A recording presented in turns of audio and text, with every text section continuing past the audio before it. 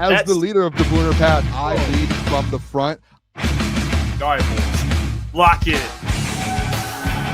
It's our core foundation, man. Grit. I'm fired up. I'm fired the fuck up, boys. It's pumping right now. It's got my juice pumping, boys.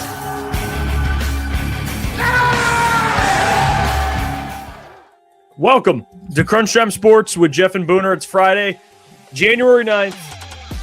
Going into the weekend, we got NFL playoffs this weekend. We got a lot to get to today. Updates on the Lions coordinator search. We have the offensive coordinator. Guys, at least guys that have been interviewed, already getting jobs. Lions are trying to interview more guys. We have a lot to get to. And we have NFL Pick'em with Caleb. Caleb will join the show later. We'll talk to Caleb about some Detroit Lions topics. Brad Holmes will get his thoughts on that. But it's Friday. And you know what? Even though Lions are not in the playoffs, which is still frustrating, even though Lukas Klotz probably doesn't care, I'm still going to enjoy playoff football this weekend. And we're going to be at Dog and Pony Show Brewing tomorrow. Let's go. Packers Bears, which will be a good game. So the show doesn't stop. I'm over here right now. I told you before the show, I'm over here getting our pick'em records. I know this is a big topic because of the last place punishment that we have. So this is a big deal. I feel like I have I don't know, like the NBA draft lottery numbers in my hand right now. And everyone's like, uh-oh. What does it look like? Yeah, by the way, people are talking about David Blau. We'll get to David Blau too, because David Blau right before the show. Yep. He got a job. So, hey, good for him, huh?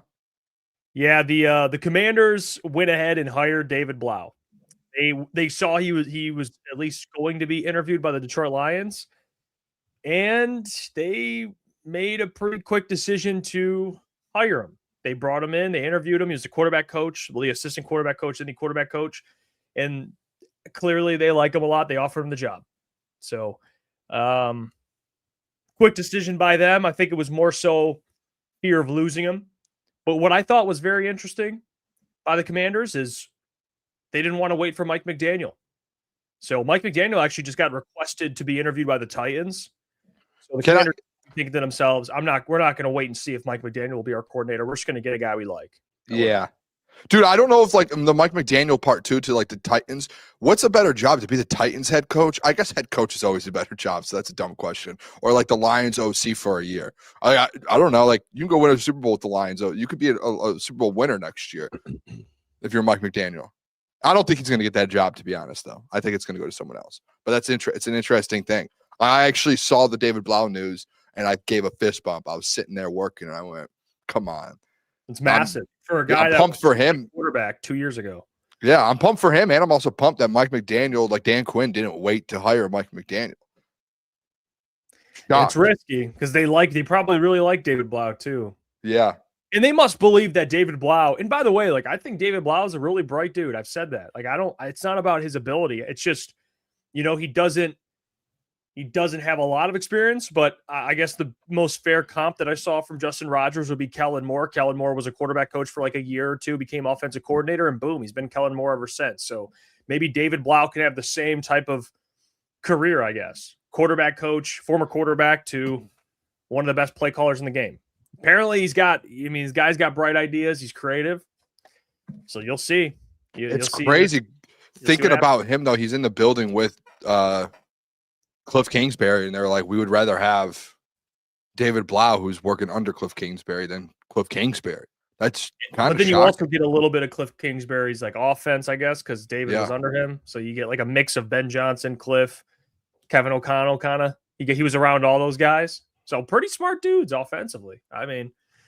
He's definitely got at least the resume just being around good offensive minds. I don't know how he's going to do, but watch him turn into the next Ben Johnson, and we all look, back. We're like, oh no, that's gonna be tough. I think even if he does, the point is that would be to me if there are people see, we should have hired David Blau. You're playing the hindsight game, because everyone knows if you hire someone that has, and I'm not even saying coordinator experience, but at the very least, not even you're involved in the passing game, or you're involved more in the offense besides just quarterback coach for a year or two. Like, it's a risk. It is a massive risk.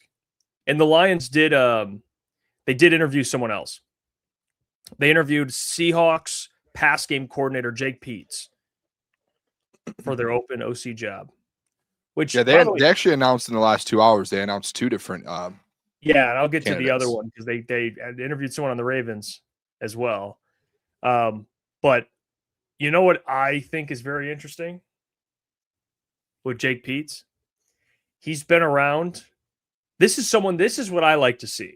Okay, Jake Peetz is young, but he's 40, but he's been around a lot of dudes.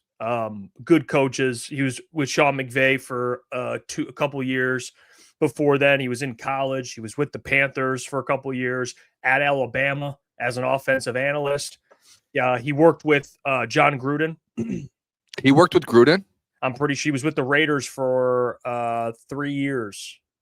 So, yeah, I'm pretty sure he was with Gruden. I don't know. I think that was the same time Gruden was there. He was there for a couple years. Offensive assistant, quarterback coach. And then he was with the Redskins in 2014, which, if I'm not mistaken. Is that RG3 year? Is that the RG3 year? I don't know what year they. It was the year after Mike Shanahan. Oh. So but because that's what they look at is that the tree that was under Shanahan, that was like Sean McVay, Kyle Shanahan, Mike McDaniel.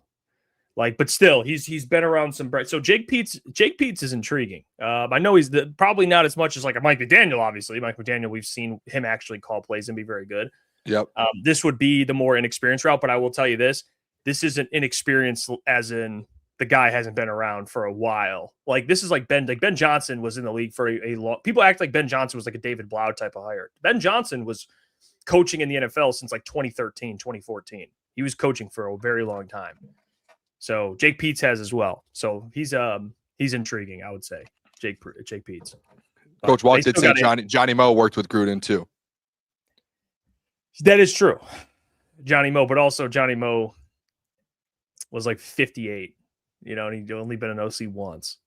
I guess he's 40, so he's still I love how you hit it with he's young, but he's 40. I guess I don't know 40 in the NFL. Is that considered young, or is it like 30? As a coach, it's pretty young, yeah. Because you do see some OCs that are like 31 years old, or you see some head coaches. Well, they're getting younger, even younger. Yeah.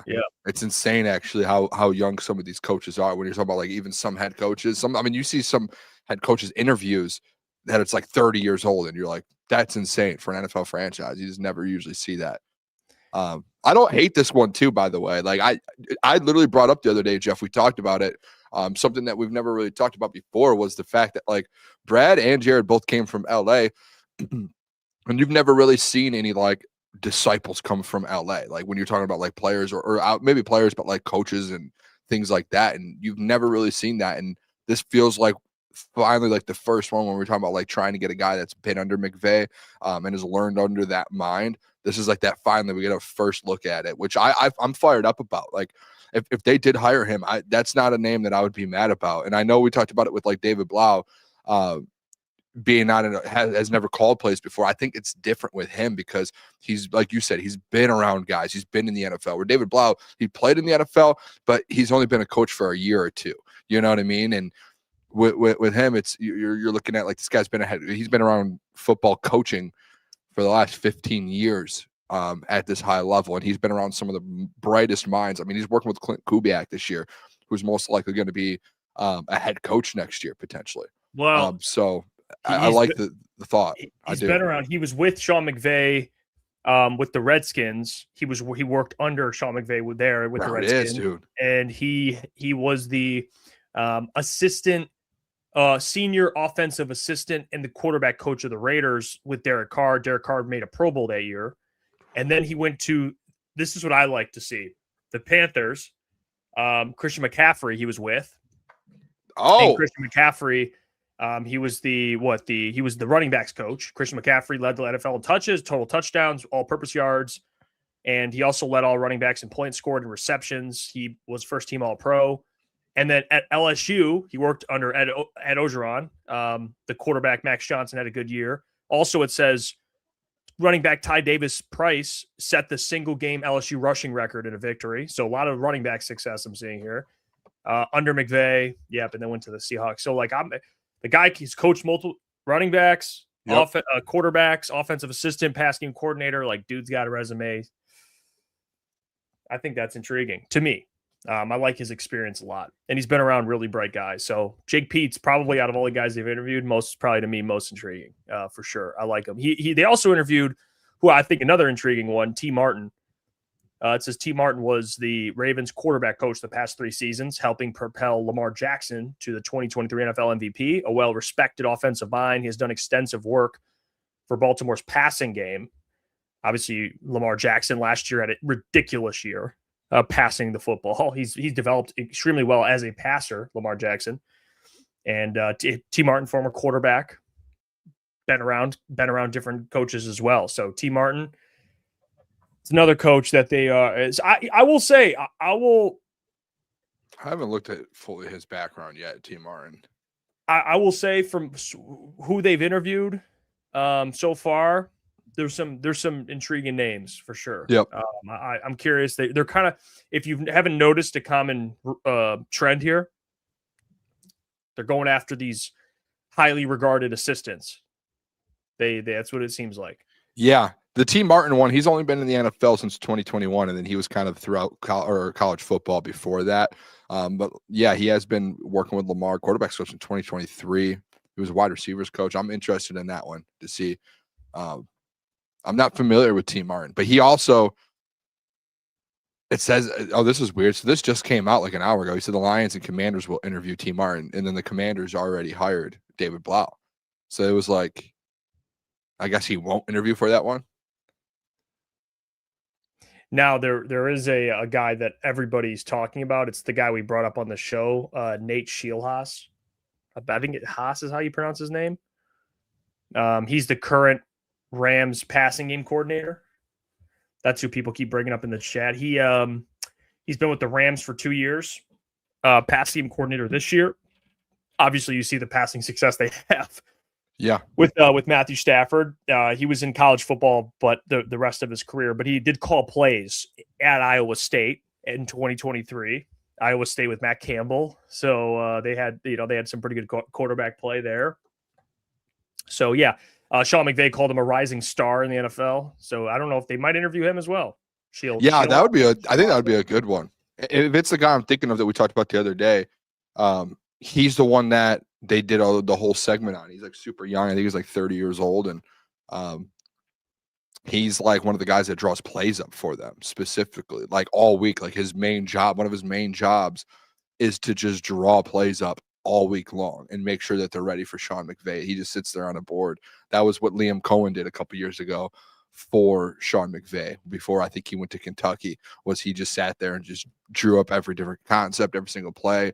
And then he obviously passed game coordinator, but he's essentially the play drawer for that organization. And there's been like really big, I think Kevin O'Connell was the play drawer there at one point.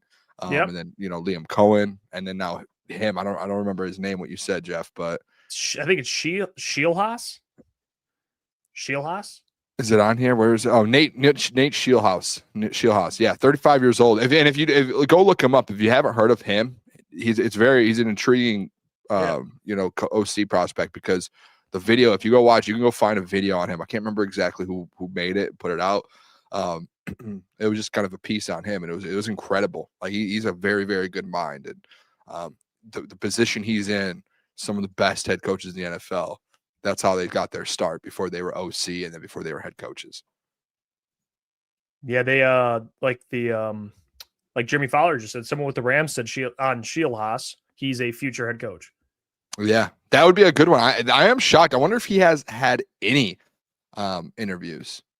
Yeah, I think he interviewed for the Bucs job, or the Bucs OC last job, year. And they said he killed it, and he didn't get the job though. Yeah, that was last year. Well, and also I think Jake Peetz, I could be wrong, interviewed for the Bucs job last year as well. Said that I think that he did well on that, and obviously he didn't get the job. So, and you got to think too, the Bucs are right now in play for an OC. They fired their offensive coordinator, so that's an OC opening there. That's a very attractive one. That's why I think Dan if he just does his due diligence, man. But you have to find like a happy medium of doing your due diligence, but also you do have to get a guy in the building because there are a lot of openings currently right now. There's a lot of full staffs, and also like you look at the Bucs, they didn't fire Todd Bowles, but they got rid of all their staff. So. Yeah, well, that's and that's you got to think too. If you're a Rams fan, dude, or just the Rams staff in general, I know ETN is in our chat. Like they lose so many coaches every year. Anybody who breathes in the same room as Sean McVay gets hired away. So I mean, as much as we talk about losing our OC, I know we were talking about that the last couple of days. Think about what the Rams go through, dude. Yeah, like they lose so many coaches. I mean, it's like they're gonna get hired away. Like all these guys, whether they're taking other jobs or getting promotions somewhere else. I mean, half the league's going to be from the shot. I actually am curious. I don't know exactly the number, but I would like to know how many coaches in the NFL are either connected to Mike Shanahan, Kyle Shanahan, or Sean McVay. I would like to know how many coaches are connected. Like, there's probably, honestly, like 1/3 or half the league is like. That is actually interesting to think. That's why McDaniel just got fired, but he's another one that was under the Shanahan tree. Like, dude, there's so many. You got to really, that's why a little bit you have to respect one McVay and Shanahan as well, because those guys, dude, like we talk about here, like with Dan, and we're like, we want him to hire, like last year, we wanted him Tanner Engstrand or, hire within, and John Morton technically was within because he was there before when they built the offense. Tanner goes with AG, and Tanner's offense is like one of the worst in the NFL. They were so bad. And you just haven't really seen it. And like 2 years ago, it's crazy because 2 years ago, Jeff, dude, we kept having conversations like Dan's going to have that tree, man. Like, obviously Ben Johnson's a good start, but like outside of Ben Johnson, we were all like, dude, he has some dudes underneath, Hank and Scotty Montgomery and all this. And like, looking back 2 years later, Dan's tree it looks like it's dying outside. It needs water. We need to go out there and like give it some life. Yeah. It's tough, dude. Yeah, you just have Ben really AG. I don't even think he'll make it another year. Honestly, he might not make. I'm shocked AG still has a job right now. Me too. That's something that happened in New York this year, man. That if I was a fan there, I would be fuming. Mm-hmm. I will say today on Twitter was very interesting. I don't know if you guys saw what happened on Twitter. Oh man, Spenny just set the world on fire today, man. I mean, like, what are your thoughts? Give your thoughts. You sat pat a little bit. I said I'm going into the trenches. There's nothing I hate more, to be honest, than just like I hate Twitter. Number one, we always joke about Twitter, but it's just like. The Twitter beefs and shit, like these people, it is. I can't help but laugh at some of it because it is funny. Like, to be honest, I know the picture Smitty put out. Like, it's not everyone's flavor. Okay, no, clearly, not at all. I understand. Some people didn't find it funny at all. If you guys don't know what I'm talking about, you go to Spenny's Twitter. Like it, he put Brad Holmes. He did the AI thing that put Brad Holmes in a bikini basically, and tried making like a post about criticizing Brad Holmes.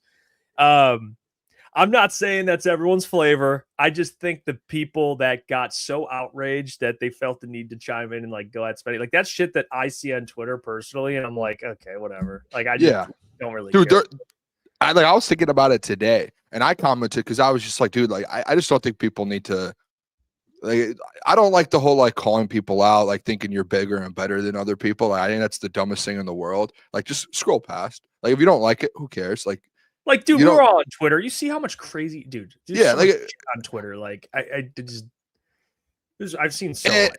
And like the crazy thing about it, and I was thinking about it today. That though, Jeff, is just like I don't agree with like everything Spenny posts or anything, but I'm not out here like every time he posts something bad, I'm like screenshotting and send it out, or like it'd be like this guy's a loser, or like if Easy puts something or if you put something, I'm not like you're a loser. Like it's just like. It's like, dude, I disagree with you. Like, I don't think that was funny. And then I just keep moving. I don't even say anything. But it's like, why? Who cares? Like, that's right. I just think there's people, and I'll say it. I'll just be point blank. I think there are people in the Lions Twitter space, and as well as people who cover the team, who think they run it, who think they are better than everyone, and who think that their word is like gold and like what they say goes.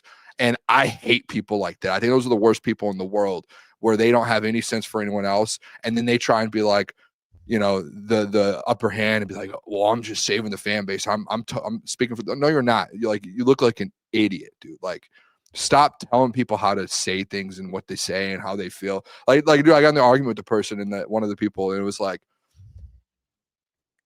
you're not I just hate people who don't know ball. It's like, that's just your opinion. They don't know ball. Like, who cares? Like, you're calling someone, you're saying someone's a bad person because they don't know ball. Like, by the way, anyone who says, quote, you don't know ball, they 99% of the time don't know ball. Well, that's what I tweeted out. I was like, I would love to know of all these people who are like the front line of Lions Twitter, and like all these people who are like going at Spenny and this, like, oh, I really bet you played in the NFL. I really bet that you were an NFL scout at one point. That you, like, no, you aren't. Like, you are no higher than anyone else. Like, you just saying someone doesn't know ball is your opinion. Like, you actually have no clue.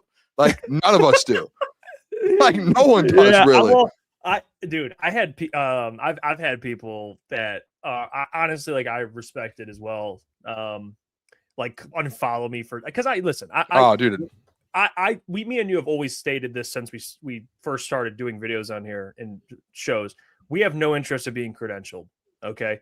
I don't give a shit. I will never be credentialed by the Lions. That's why we have great friends who are, like John Macroon, Corey Woods, people that we love and respect, among others that join the show, join the platform, Jeremy Reisman, all these people that join. They are credentialed for a reason. Okay. Those guys do a great job. We have them on the show. They give us information. It's awesome. I do not care to be credentialed by the Lions because and it's just what we do. I don't want to be handicapped completely with some of the things I say. Okay. I want to be able to say whatever I want, do whatever I want, and not have to be threatened for our credential to be taken away. I don't really care at all. I've never cared. I don't either. I'm fine with where we're at. I just don't. That's why, again, we have guys like Doc that can do all this stuff for us, and but Steve in the chat, I can almost guarantee the stuff that Spenny and Easy say on their show, I can guarantee you they're in the same spot as us, where I don't think they want to be credentialed. Like, because when you are credentialed, you are. I'm not like you see the doc, but there are certain things, like, I mean, we texted the doc, like, there's things that he has to text us, like, off record, this, that, like, and you can't talk about, right? And you can't do. We don't want to be handcuffed like that. Or like our social media, there's things you can't post. You know what I'm saying? Like, yeah. Videos, you only have a certain amount of time or number, like, minutes you can post. Like, the NFL rules I don't think people realize the NFL rules are insane. You can only post 3 minutes of content or of the game or this. We want to be able to post press conferences. Anyone caring about that's why you see we post all of the press conference clips. Guess what? I don't think the people in there are allowed to. They're only allowed to post like up to 90 seconds of press conference clips. That's why you only see them putting the quotes. We're allowed to post clips. It's just a different world to live in when you're credentialed. And listen, I do love a lot of people there. Like, I have a lot of love for a lot of those guys because they support us, and the doc, Jeremy, Corey, like, a lot of them support us. So I love that. But I do think there are a side of people on Twitter, dude, Jeff, that are just like, it's ridiculous. Like, they think they're above all. And they think they gatekeep whether people know ball, whether they don't, whether people can say something, how people post their content, what content people post, if it's good.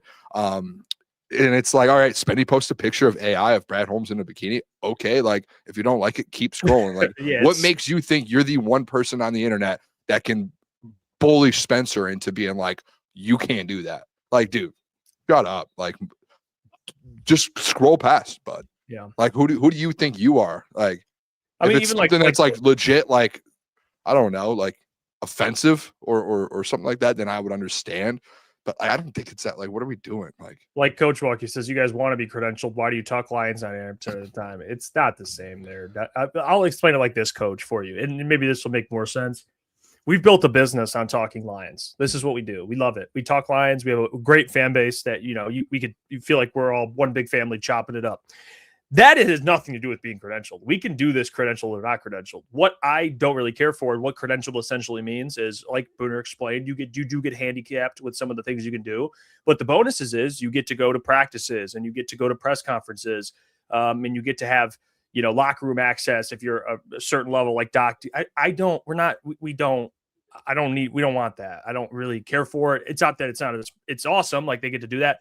That's stuff that, like, doesn't affect Like, I don't need to be in the locker room or be at press conferences. I'll just watch the press conferences and we make content. You know what I'm saying? It doesn't really matter for us at the end of the day. Crunch time is always going to be Lions because we love talking Lions. Being credentialed or non-credentialed doesn't change anything.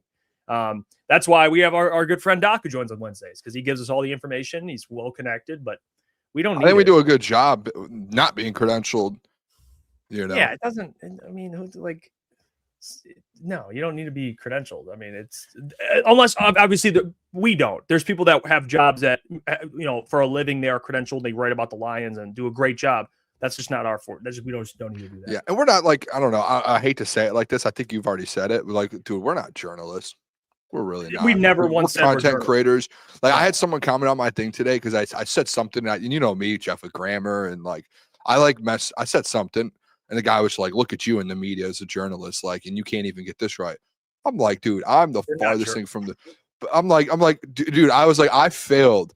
Like, I was gonna text. I failed like 082, like English 082 in college. Like, I do not care to be like, dude. When I used to write articles at Woodward, I had so many grammar mistakes.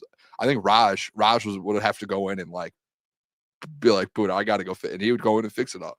It's like, dude, and realistically, this is gonna sound bad, Jeff. I didn't even go to journalist school or anything. Probably more successful in the media than like 80% of the people who go to school to be a journalist. So I could give two, you know what? Like, I do not care. Yeah, and by the way, like we were, like Coach said, we were credentialed for the Panthers. Like, that was more just a great experience. I mean, that was. I don't think that was something. You know, it was something we were like, let's try it out. Let's have fun. It was a good time, but those credentials are more so like there are content creators who get credentials. Like, you see, like Bussin' with the Boys, they get credentialed to go to the Lions stuff. They're not there though to where like they have the NFL rule. Like, they're allowed to go film and do it out. Like, when we're credentialed for the Panthers, we're essentially just going there to make content and get videos and put it out and essentially promote. It's the same thing with the Rocket Mortgage Classic. Like, we're not out here writing articles. They know that. Shout out Greg at the Rocket Mortgage Classic. Like, he knows we're not writing articles, but he knows we have a podcast that's big in Detroit. Or not a podcast, I don't want to say that, but a network that's big in Detroit, and we have some sort of people who watch us. So, yeah. So I don't want to be credentialed. Yeah, there. I'm good. You know, that's why we have great guests on. That's the whole point of it.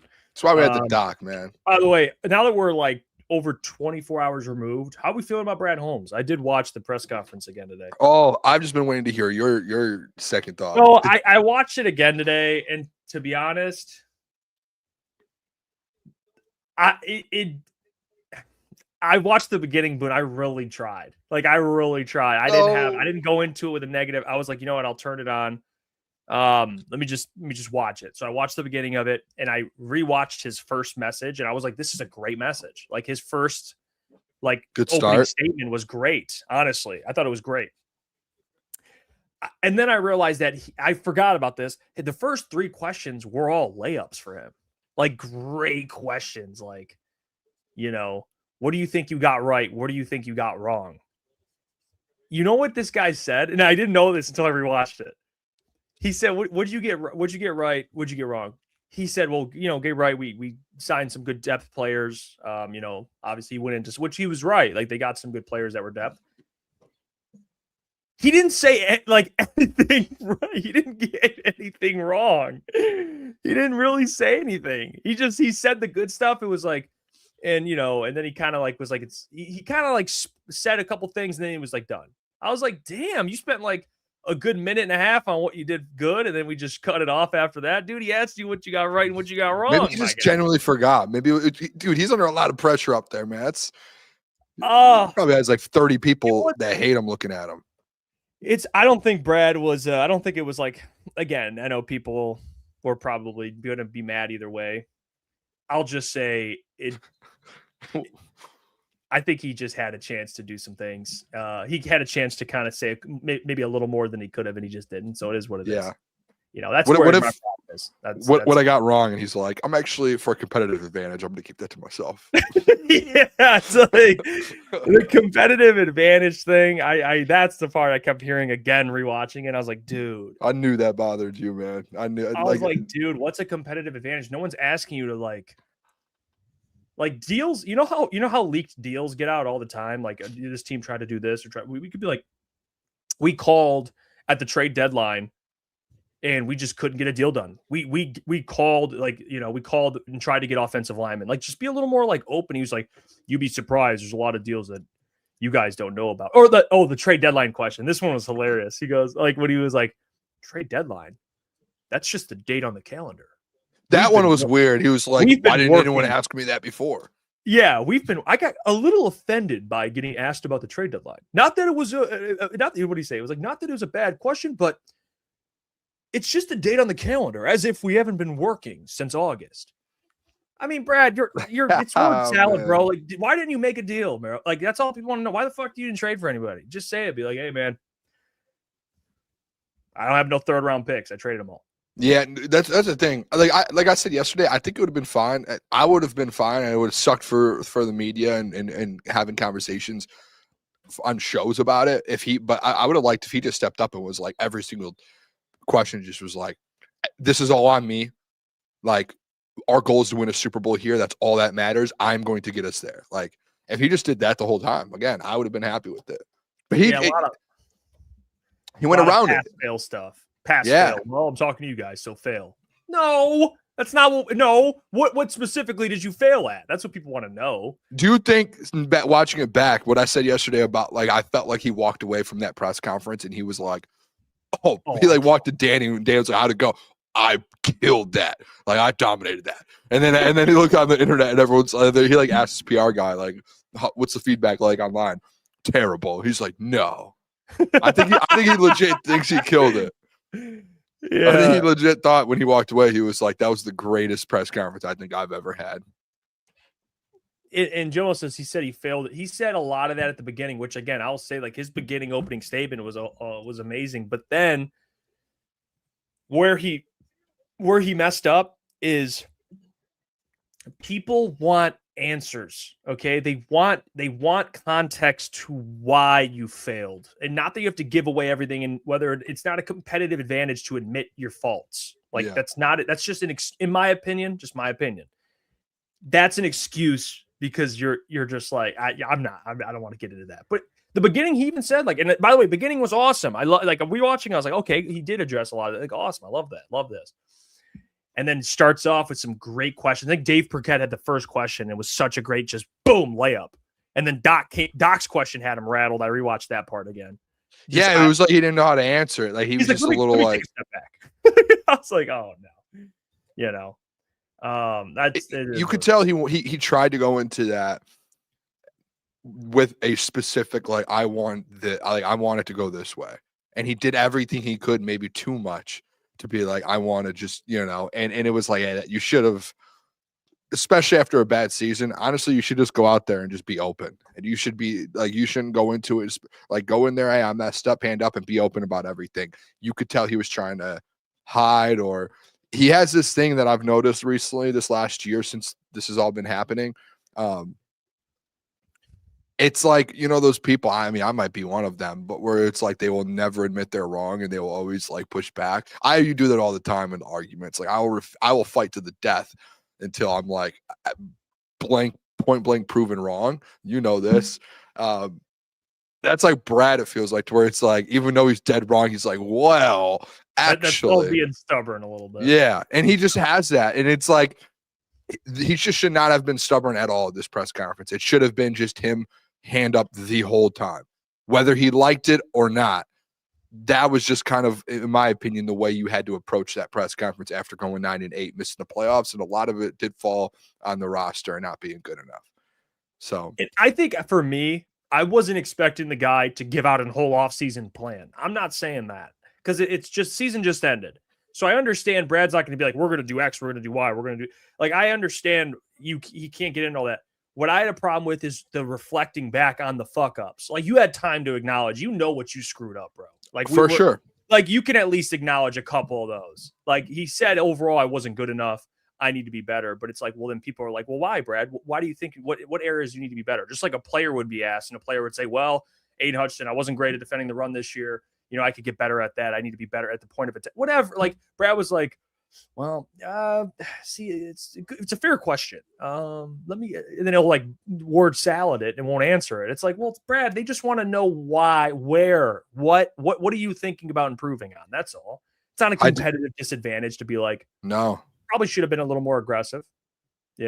Probably should have, been a little more aggressive on making sure this offensive line was, going into the season a little more seasoned, trying to be a little more aware of we're losing Frank Ragnow. We have to have a better solution to that. No, it's just like competitive advantage. And I'll say this, like Silent Service put in the chat here, like it's not his job to make everyone happy. If I was a GM, I wouldn't give anyone anything except the owner. See, that's where it's like it's wrong. Part of your job, and I know it's like to build a roster and that's your job, but also like media is part of these jobs. And fan bases is part of these jobs because, quite frankly, like if you want to be on that train, you know how fast. Like if you're not aware and you're not good with the media, do you know how fast you would be out of a job? And it's not because whether you're doing a good job or not. It's because guess what? Whether people like it or not, and this is going to sound so crazy, Jeff, the media and the fan base controls a lot. They really do. That's why I told the doc. That's why I was serious with the doc. I'm like, dude, like you're pushing this Jared Goff narrative. You're pushing the wrong thing. Like you need to push the O-line. Like when people write articles, when people put stuff out there, when fans are on social media in today's world, very vocal if they want a guy or not, owners react to that. Front offices react to that. March. That is part. They wanted the guy fired. Yes, like in ownership, like people react. They see that. If your fan base is not happy, ownership steps in. So it's like, oh, you want to make you want to make the owners happy? That's your only job, right? If you're going to say that's your only, well, guess what? Making the owners happy. Owners don't want to see the fan base pissed off at the organization and your GM. They don't want to see that. So part of your job is making sure, hey, it's PR. It's making sure things are good on that sense Brad as well. has worked in before. He's been in PR. Again, I'm not saying he's got to. And Coach Wong, he said it's really not. Sorry, Jeff. You could designate someone. He just said he could designate someone to do it. You have to get in front of the media. He can't designate a PR person or someone to sit in the podium and answer questions for him. He has to answer them. That's not how that job works. Brad has to sit up there face to face with the doc, Justin Rogers, Dave Burkett, Corey. He has to answer those questions. He can't designate someone to sit up there and answer those questions for him. And guess what he didn't really do? He did 50% of the time the other day. He answered 50% of their questions. And the other ones, he word salad and went around all of them. And that's where I think the problem is with a lot of the people. Yep. Like I brought up the Million Man March, man. The fans are pissed off. That's not good for again, I'm not saying Brad's got to make everyone happy, but part of the job of being a general manager is doing that. If you don't want to do that, go be a GM of some other company. Not in sports. Just get out of sports completely. Yeah. Where you're not in the media. Go be the GM or CEO of Coca-Cola. I don't know. Go work in like a public space that you don't have to worry about a fan base, because you have to at least, not every move has to appease the fans, but you have to make sure the fans to some extent are content with the team, especially fans that are paying ridiculous prices for our tickets. Not that factors into Brad, but I'm just saying, I'm just throwing it out there. These fans pay a lot of money and put a lot of money in Sheila's pocket, okay, which pays Brad's check. So, they definitely have to at least acknowledge some of that shit. By the way, Jeff, Indiana is a powerhouse.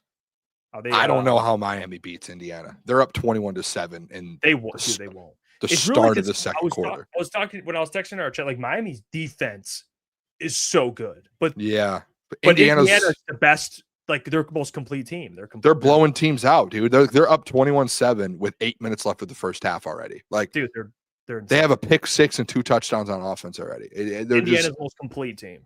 I think it's actually. I know it's the Big Ten, Michigan. I think it's cool seeing like a team like Indiana like actually doing like winning. And guess what? Another year the SEC is not going to win the national championship. I also think that's actually true. I also since think NIL started, they have not won one. I think this college football playoffs has been the most. It is giving me the most feeling of like, okay, this is the NIL era. Like this is the transfer portal for era. sure. I mean, you got like Indiana playing for a natty. You got Miami, the U's back in there. Ole Miss. which they spent some money, but still, even without a coaching staff, it just feels like if this Indiana wins this thing, it's like this is the positive of having the transfer portal, NIL. It's like you got Mark Cuban funding Indiana now. Apparently, Mark Cuban's throwing Crazy, bro. Yeah. So by the way, it's like, dude, let me do this real quick. I know we're getting a little off topic, and I didn't even know this, by the way. ETN said almost every playoff quarterback is a transfer. That is crazy, actually. Crazy. I didn't even know that. Where did this go? Hold on a sec. I wanted to see national championship games because I think since NIL started, I'm pretty sure it's been mostly just non-SEC teams since the NIL started. Now it's leveling out now. And that's a fact. I'm trying to find it real quick, but I'm having trouble. Maybe we can do this a different time. Schiff just said Mendoza giving me Drake May vibes. I don't know about Drake May. I don't. Drake May is a little. I mean, he did put up crazy numbers though. Yeah, I don't know, man. Mendoza, I think, is going to be good in the NFL. I would take him first overall if I have the first overall pick. Like if I'm the Raiders, I would take Fernando Mendoza. He's very good. He's smart. He can throw, mobile. Drake May is like, I don't know. Drake May is very talented. Drake May is like an MVP right now. You're being like Mendoza could be MVP. I don't know about that, but I think Mendoza could be really good in the NFL. Yeah. I mean, he is big, mobile. I don't know, man. Mendoza will be the most intriguing to me. Like, I don't know what to think about him because guy's tough, big, mobile, accurate. I mean, you look at him and you're like, this dude's going to be a good NFL quarterback. But then you're like, it's too good to be true. It's like, I don't know. I'm like, this guy could be also a bust. That's why. But it depending on where he goes, like the Raiders, I mean, they got Tom Brady over there, so maybe it won't be as bad. So I have it here, Jeff. In the last 3 years, so when NIL and transfer portal, like really the last couple of years have picked up, you have had Michigan versus Washington, Ohio State versus Notre Dame, and then this year you're going to have Miami, probably Indiana. So you just have six non-SEC teams in the national championship the last 3 seasons. Not one SEC team has been in the national championship for 3 straight years now. And that's like NIL period, the last 3 years. It's insane. Like we're literally watching this whole thing shift, and that's how you knew. Like, I'm not trying to say it, but like SEC was paying for players forever. And now all of a sudden other schools are catching up and they're able to pay. And they're like, oh, wait, what is this? Now other teams are winning. Remember Ed Ogeron? I think he made jokes about that. Like, slip an envelope. I think he's been straight up about it. Like they definitely were paying people. Yep. Paying through car dealerships and through different things like that. The only one that gets frustrated when you bring it up is Nick Saban because he doesn't want to tarnish his legacy. Nick Saban was probably like one of the people who started the paying dudes. Yeah. Easy literally told me that his cousin, when Saban was at Michigan State, Saban paid his cousin to go to state. Really? Easy's told me that multiple times. Yeah, he said that on his show before. So he was like, I know Saban paid players because when he was like a coach at state, he was paying players. And it's in his DNA. It's in the guy's DNA. Respect. It's a hustler, man. I'll tell you what, we'll run a sleeper ad. We'll see you guys in a minute. Hear about our friends, especially you got Packers, Bears. When we get back, we'll do our perfect Lions off season. You want to do that or you want to do re-signings? Which one should we do? Perfect off season where we go through the coordinators. That's up to you, man. I mean, I put them both in there. I think they're really good. I think they're good topics, man. I think they both are going to be good ones. Yeah, we can hit both of them before Caleb joins. Let's do the perfect offseason. We'll see you guys in a minute. Hear about our friends over at Sleeper. You got Packers, Bears this weekend, NFC North matchup, and I have my picks for you. I'm going with Jordan Love over on the passing yards. Give me more, 225. 50.5. I'm going more Christian Watson, 51.5. I'm going more Josh Jacobs, 0.5 touchdowns. I think he gets in the end zone this weekend. Colston Loveland, this is a player that shouldn't surprise anybody. I'm going more for 3.5 receptions. He caught 10 passes against the Lions. So give me Colston Loveland. Again, check out Sleeper Picks. It's very simple to use. You choose 2 to 8 of your favorite players from pregame live or across different sports. You pick more or less than the predicted stats. And on Sleeper, you can get up to 1,000x payouts. Share with your friends. Get rewarded together. Shout out to Sleeper for sponsoring the show as always. Now let's get back to it.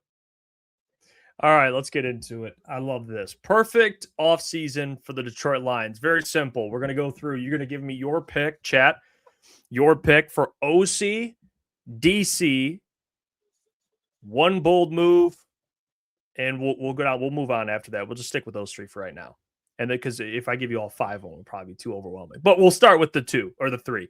OC, DC, and give me one bold move. If you can list those 3 things, we'll get to the other 2. But I'll let you take the reins on this because I like this. Well, let's go one at a time. Let's do like a little weave here. I'll go my first OC, and then you go OC, but then you go DC first, and then I'll go DC. Okay, all right, sounds good. So, I think the clear-cut choice for OC, I think your number one option. Like if we're talking about a perfect offseason, I think you want to do like a draft. Like I can't take Mike McDaniel. We could. Yeah, let's do that because then it makes it more interesting. All right, then I'm taking Mike McDaniel. Okay. I'm taking Mike McDaniel. I love the Mike McDaniel thing. I think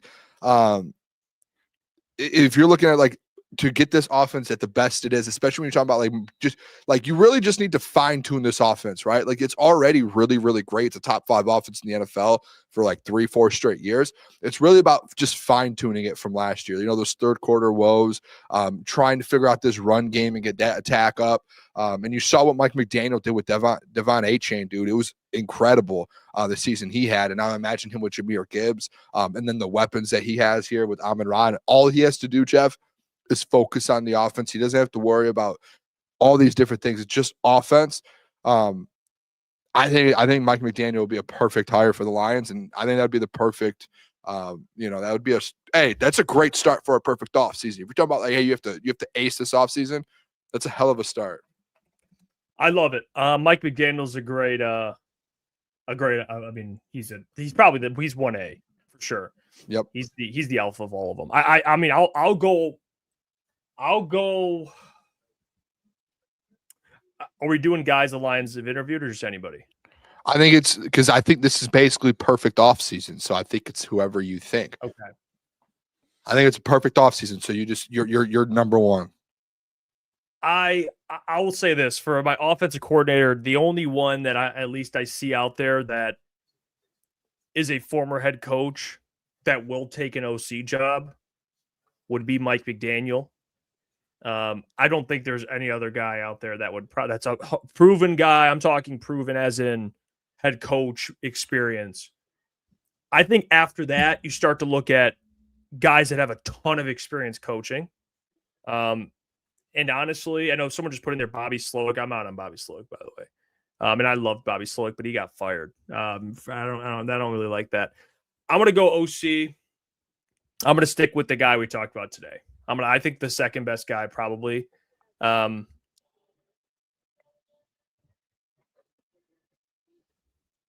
know what? Screw it. I'll go Cliff Kingsbury. That's what I'll do. Cliff Kingsbury. Really? Yep. I'll go him. I'll go Cliff.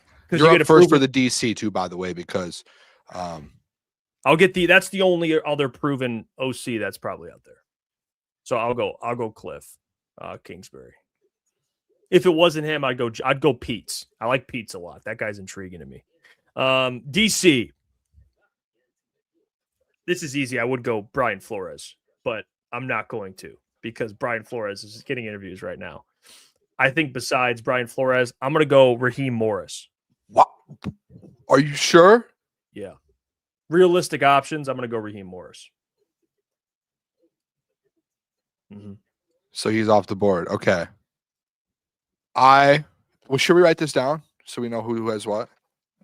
Yeah, that's fine. Jeff's off season. So your OC is Cliff, mm-hmm. and Raheem Morris is your DC. All right. I kind of like that. You know how I'm going to go DC here? I think I have an all-star cast here. What's crazy is we're talking DC, Jeff, and Kelvin Shepard's probably. I was going to ask you that, like with Shep.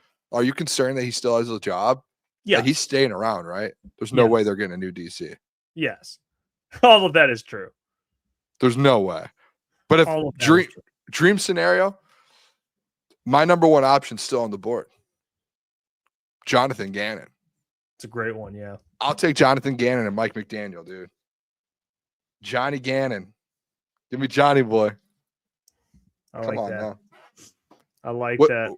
What's the next thing that we were going to do? Bold move. What's one bold move you would like to see? Wow. So this is you first. I'm first. Do you want to go first? I'll go first. I think it's more of a layup, but there's two that I'm. Well, I'll take one of them then. I'll make it easy. This has to be one of yours. You give a bag to Tyler Lindenbaum. I mean, that has to be. I was going to go center. That's to me. That's bold. Center. By the Lions standards, paying Tyler Lindenbaum would be bold. So I will take that move. Am I allowed to use a bold move and say you go get like Max Crosby? Like, is that realistic? No, I mean that's it's perfect. It's your perfect offseason. Like, yeah, like because I want to say like Trey Henderson, like Max Crosby is under contract. Like, if you could find the way to get the money for it, and listen, like there are teams out there who have done it. Like you look at the Texans. I guess if the money's there, Max would be one. Or like Trey Hendrickson's a free agent. The problem with that one is you have to pay Trey Hendrickson $40 million, and unless Trey's like willing to do a 1 or 2 year deal, then that would be a massive bold move that is good for you. But I think Max Crosby won because his deal is in the 30s. He's not in a 40 million range. I would think Max Crosby, if you trade for that contract and take Max Crosby on, that's like a huge bold move here in the offseason. I love it. I think that's fair. It's bold move. I mean, Indiana's now up 28-7. Jesus. Okay. They just got like a 36-yard touchdown pass from Fernando Mendoza. I'm telling you, dude, Fernando might turn around this Raiders franchise. Mendoza. By the way, Brad Holmes. What's this mean? What does this mean when you say Brad Holmes? Is this like preferred? Like what is this? Will we like him to change? Yeah, I guess it was just more so like.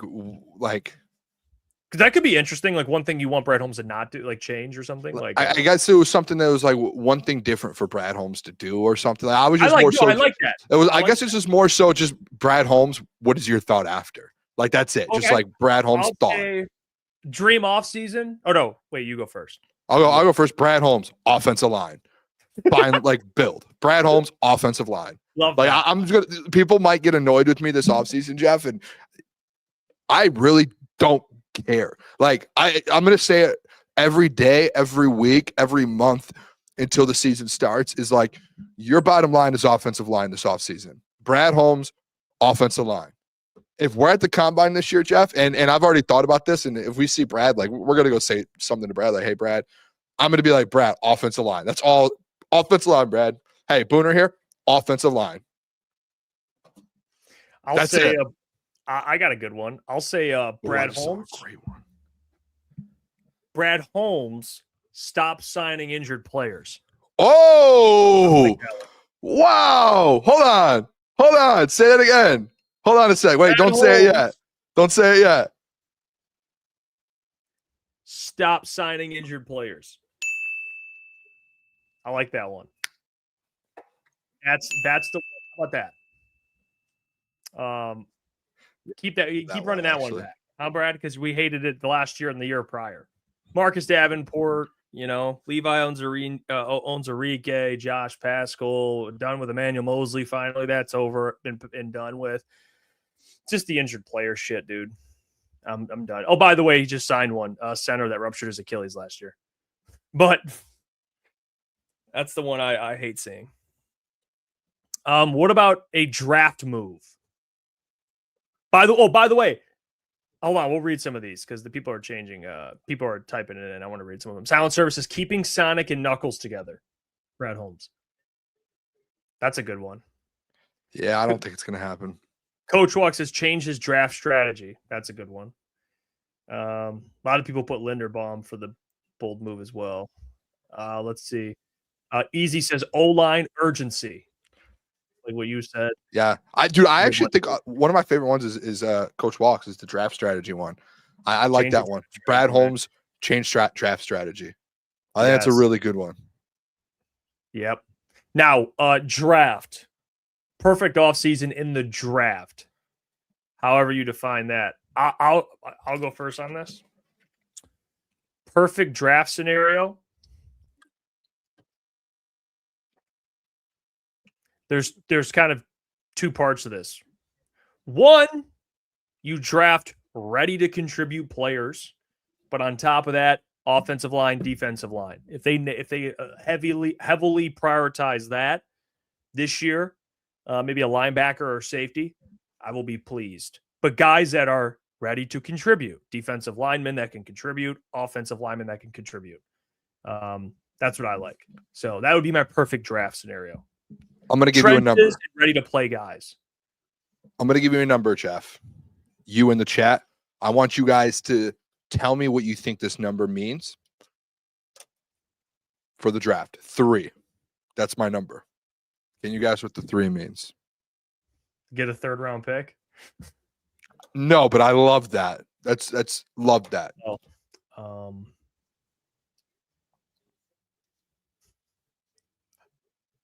Is this how many guys have worked out the last 2 years? That could be true. That's not it, but that could be true. That could be true. Someone got it in the chat. The keys to wisdom, that was really rude, by the way. Multiple people are getting it.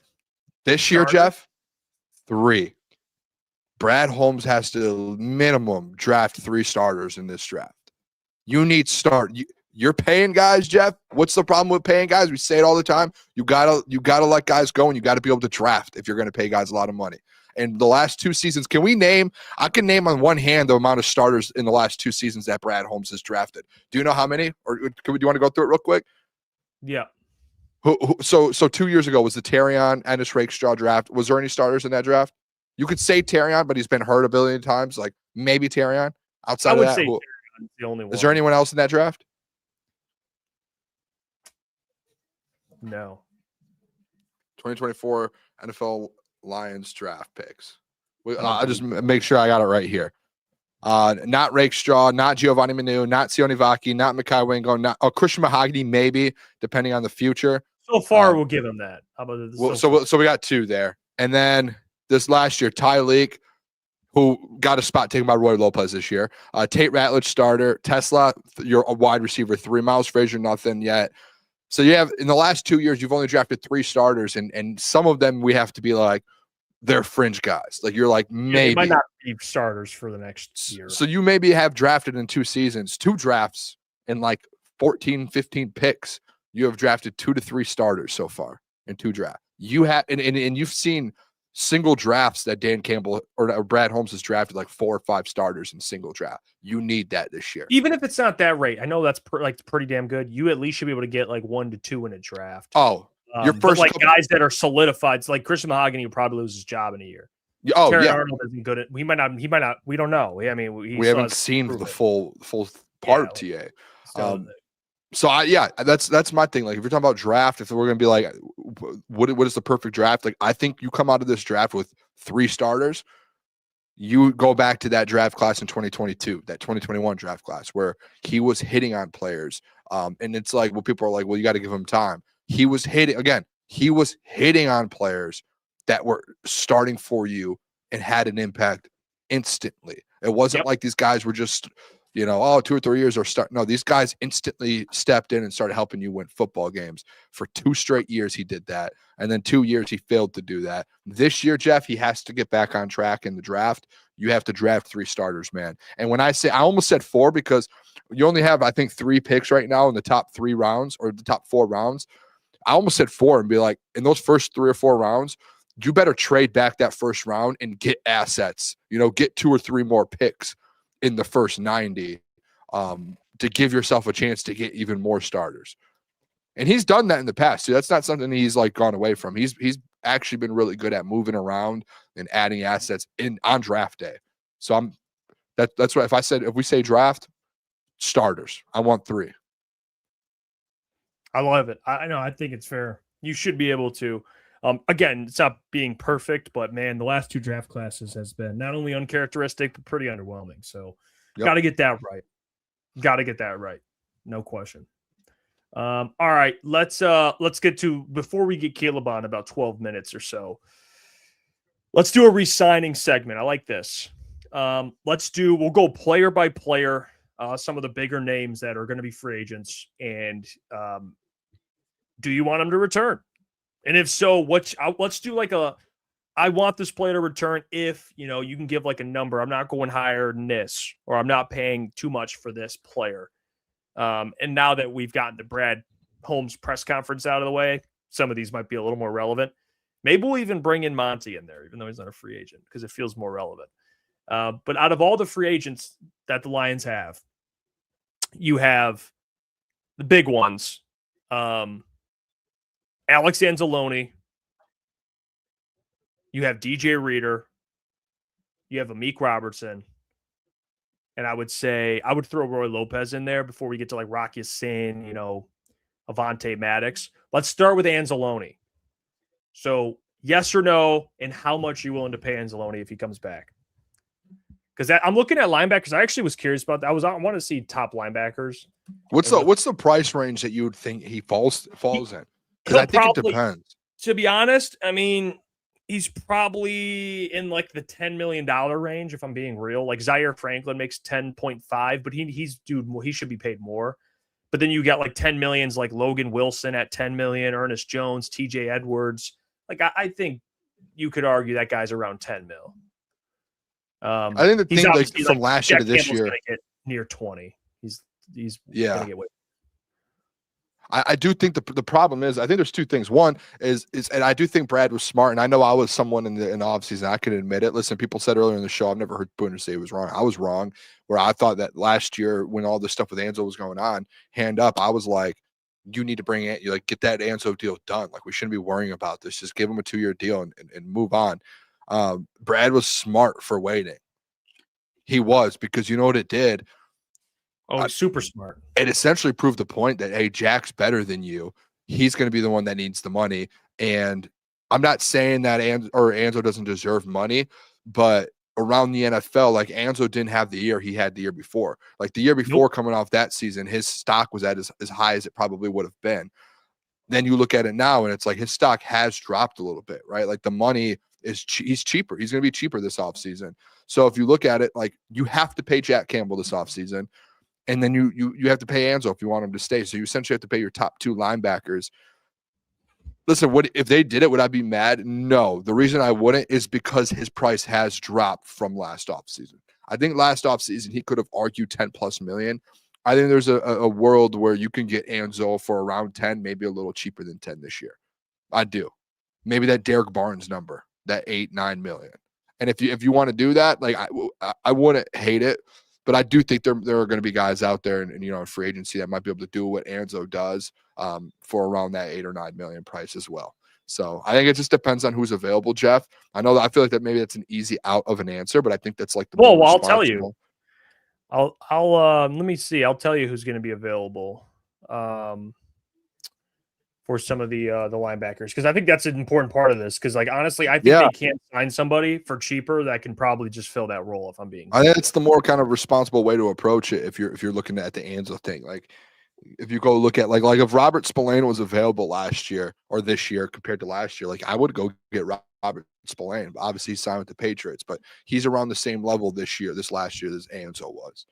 Well, so you have Quincy Williams. He'll probably make a little more, but you have for sure Kenneth Murray, Matt Milano. He'll be a free. Caden Ellis. You got like a Devin Bush from the Browns. Devin Bush is going to be a lot of money, I feel like. Yeah, his market value is like $1 million more than Anzo. Eric Wilson. There's like good role players. I mean, you honestly could sign a guy for Jermaine Pratt. Good one. Caden Ellis. I think Caden Ellis would be a great one. Yeah, I think Caden Ellis on here. Caden Ellis, he's 30, but he's similar. He's kind of that.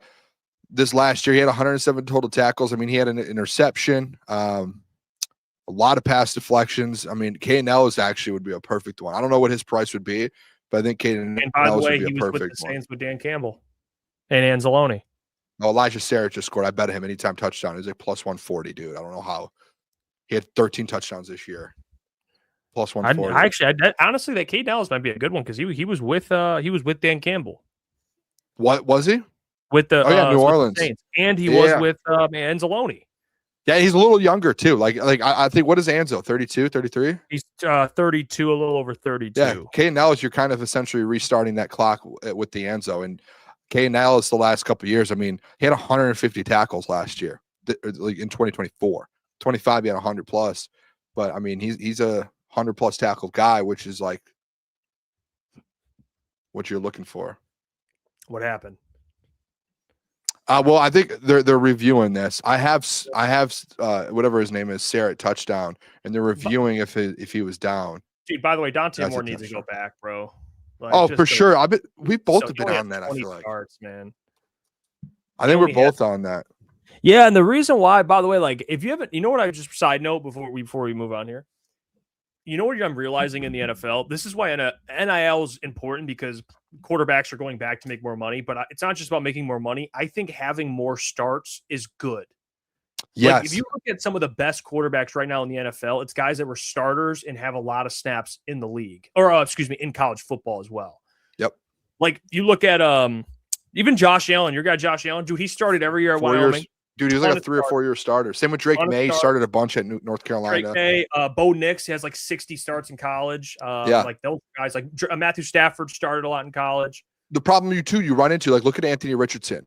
Like, he goes to Indianapolis, and it's like he's got to still develop because he didn't start. He didn't pass a lot. He didn't have a bunch of stats up there. But it was like, hey, his talent's good. But then he starts, and then they're like, oh, wait, we have to bench him because we want him to get better. And now you're waiting, and you get into a really weird spot. I'm right there with you with that. I think Dante Moore too. Like the talent's there. He could get drafted top 5, and he'll be good in the NFL.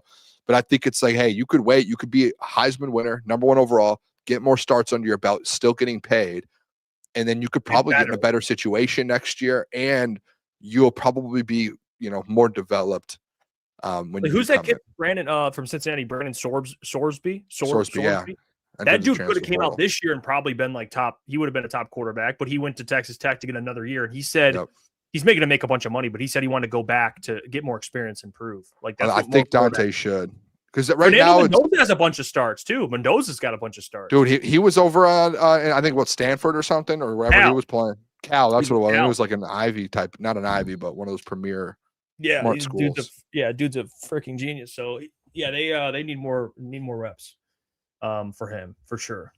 So and the thing is too, it's like, dude, what, like Fernando's going to go #1 overall. You're going to go to the Jets. Like, dude, I would go back. The Jets, seeing what's happened with Sam Darnold's career, I just can't imagine. Like, you're going to die. I mean, you're going to die there. Zach Wilson just stinks, but most quarterbacks, you're going to die. It's like the Browns. It's like, who wants to go to the Browns? It's no, dude. Those two places, I think it would be those two places. You're going to purgatory. 35-7 right now is insane, dude. That's ridiculous. I mean, the game's over. I mean, I think the Ansel thing. I think too. By the way, the free agent. We should just do like every day. We should just do a different free agent for the Lions. Let's do Anzo today then. We'll do Anzo. I think the Anzo one was perfect because. So I wouldn't pay more if I'm being real. Anzo can come back. I'm not giving that dude. To be honest, I'd give him like a 1 year. I wouldn't commit more than 1 year to him. And I know it sounds shitty, but that's just the truth. I think they need to be flexible with the cap. So yeah, it's got to be a cheap deal on 1 year, and I don't think that's realistic. So I'm going to say I would say bye to Anzo. If you're going to spend money on a player like Anzo, go pay for Caden Ellis. That's what I would do. Get a couple years younger at that position, someone who's put the numbers up recently, and get a new face in there. I like Anzo too, man. I do too. I didn't even know this. But ETN said Mendoza has 6 touchdowns and 3 incompletions in the playoffs. It's insane, dude. He's so good. By the way, that defensive coordinator for Indiana, that dude's going to be that dude's a dog. Everyone loves that guy. He might get NFL interviews at one point. Too. They keep showing him. That dude is he's been getting talked about. He just got a massive range. Brian Haynes. That's who Joe Klatt wanted in Michigan to interview. Brian Haynes, but he's young. He's a younger guy, but that defense is nuts with that guy, Brian freaking Haynes. So let's get Caleb in here, huh? Brian Haynes. I can't believe right now they're up 35-7. I want the national championship to be a game, but you know what? It's all about the you. It's all that song, dude. That's the greatest song of all time. I just don't know if we're gonna hear it next week. What do you think of Crystal Ball? What do you think of Crystal Ball?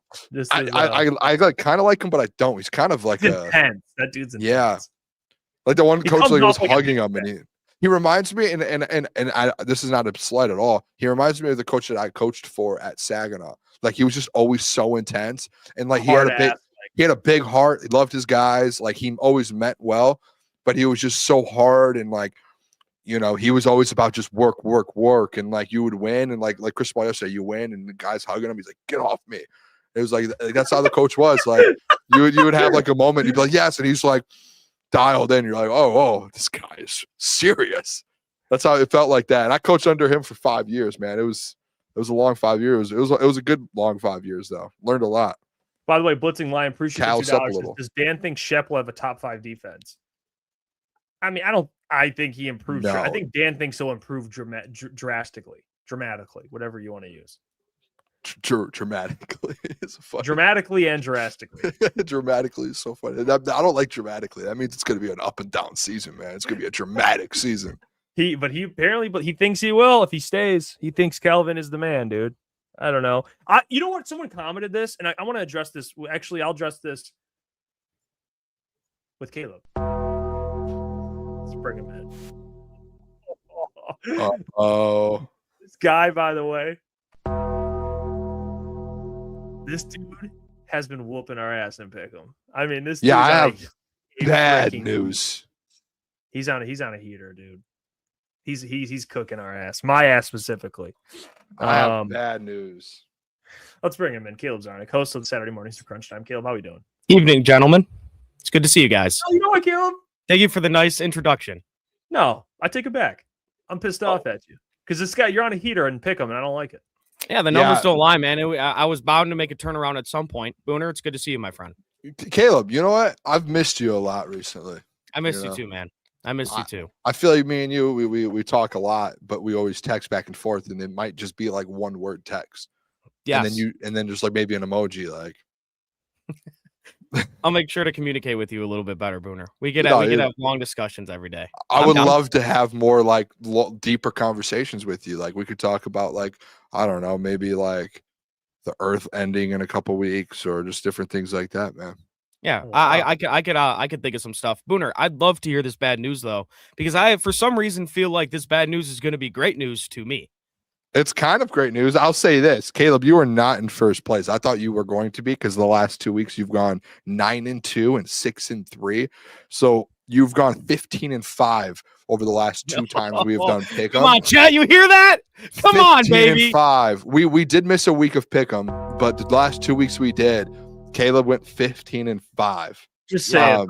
Just say it. So I'll say this: you went 15-5. You're not in first place.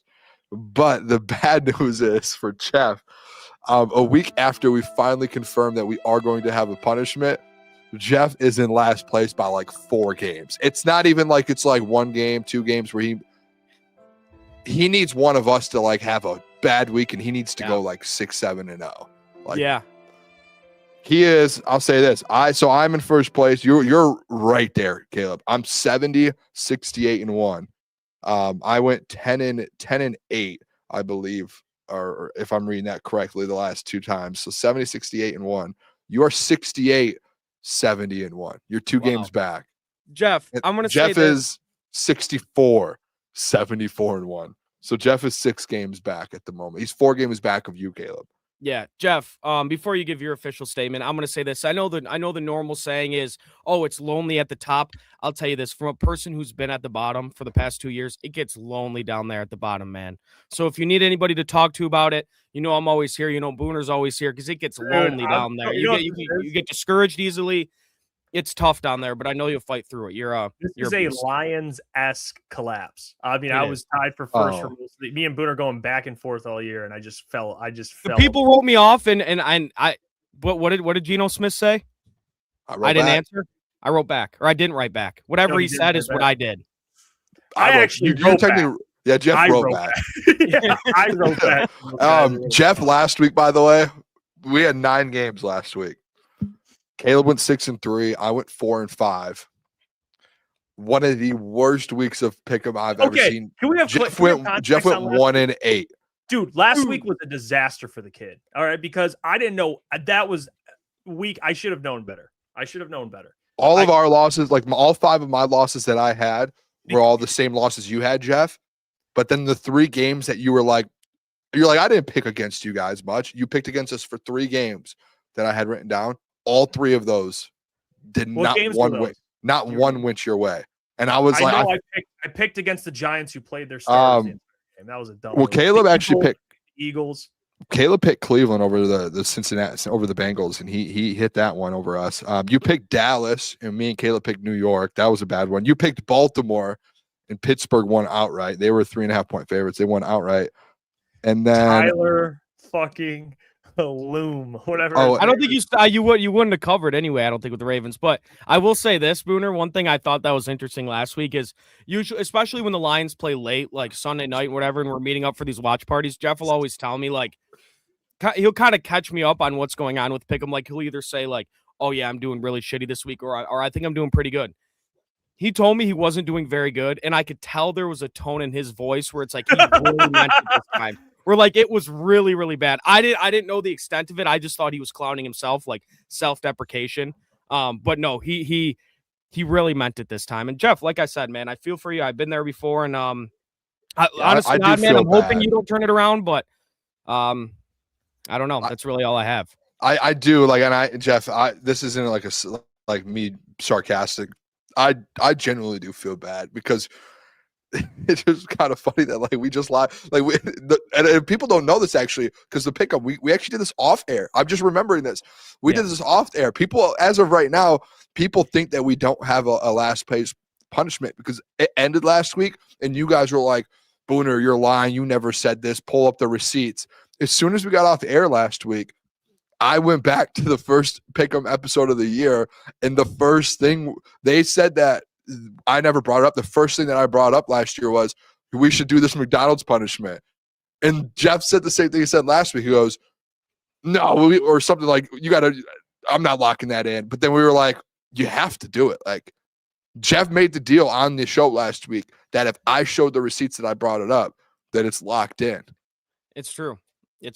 So it is officially locked in. The loser of Pick'em, 24 hours into McDonald's, eat your way out. And then we already found the chart for it. It's like a certain amount of minutes. Like it's like 30 minutes. I think we're going to adjust the chart a little bit though, because there are a couple things we can mess around with. I think the numbers on the chart are the same. I think they have to be the same. I don't think we can adjust. We can't add minutes to it. It has to be the chart. The chart's the chart. Are we going to hot cake his way out of this thing?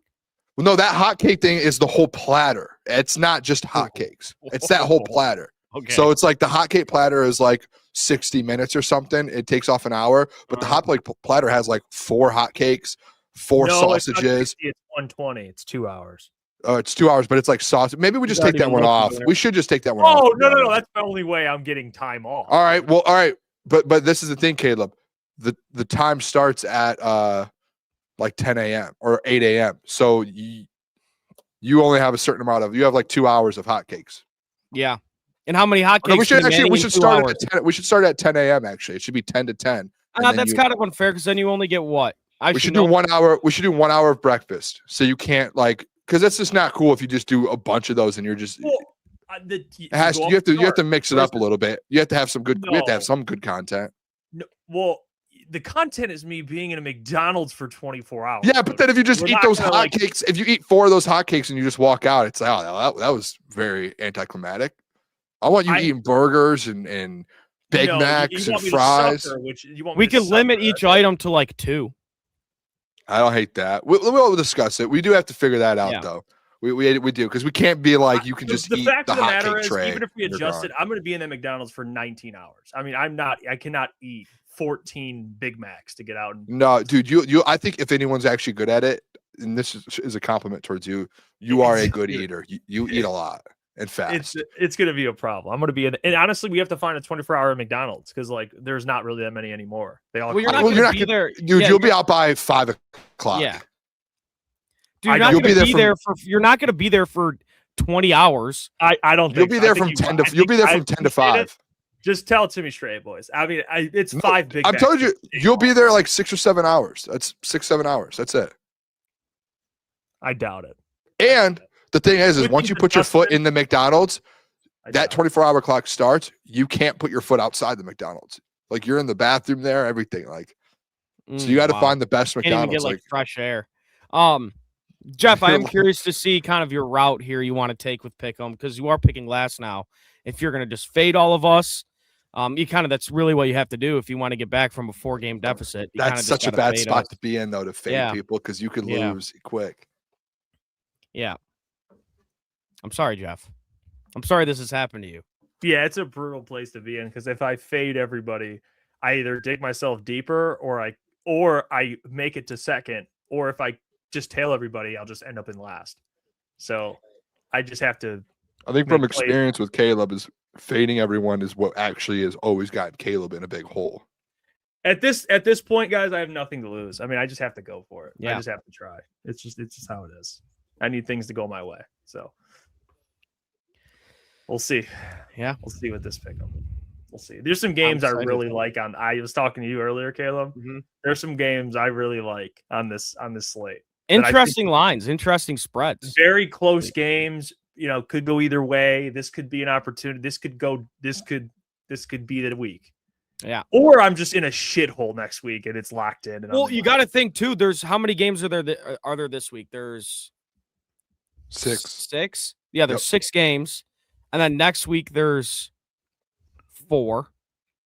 Week after that there's 2. So like, you kind of got to make your ground up now. Like this week is a huge week. There's 13 games left, and you have to make up. You have to make up 4 spots to catch Caleb. You have 13-ish. There's pressure on me too, Jeff. I'm not sitting here high and mighty. Like I'm nervous too. And by the way, you're going second, so at least you'll be in front. But it doesn't matter because I mean, it really doesn't matter to be honest. It doesn't because I can't tail you on everything. I just can't. So you dictate the pick. Yeah, Caleb really gets his favorite picks out of it.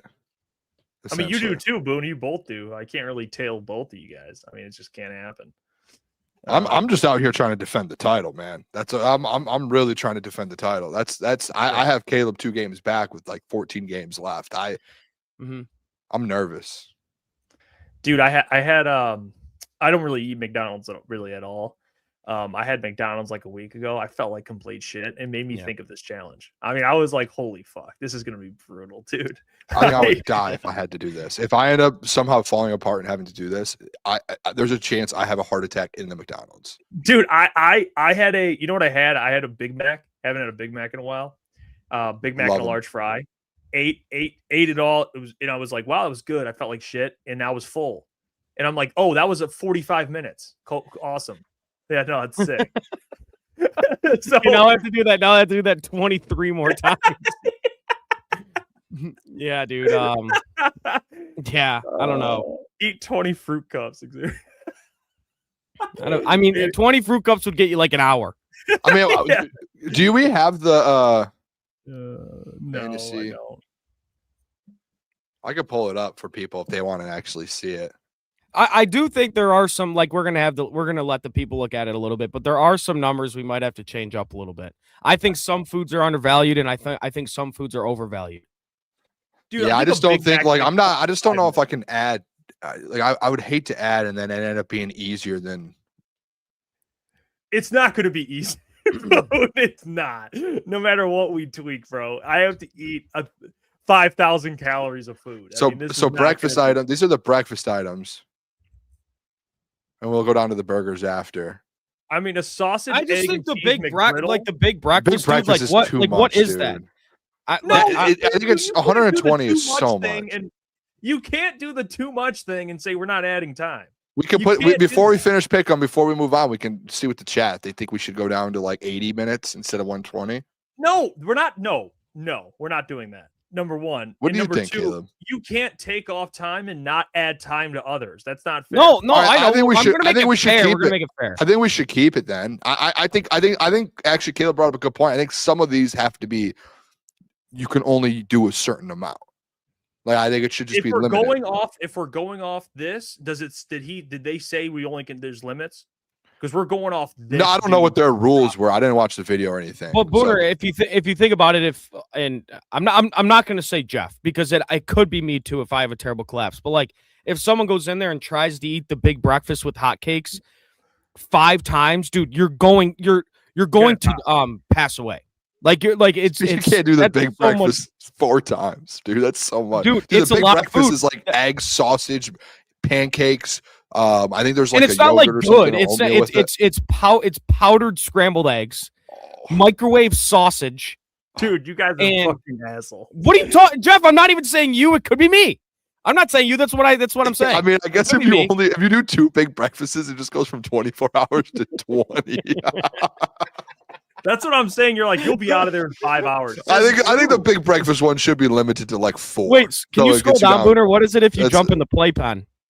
If you jump in the ball pit. So burger, sorry, that's breakfast.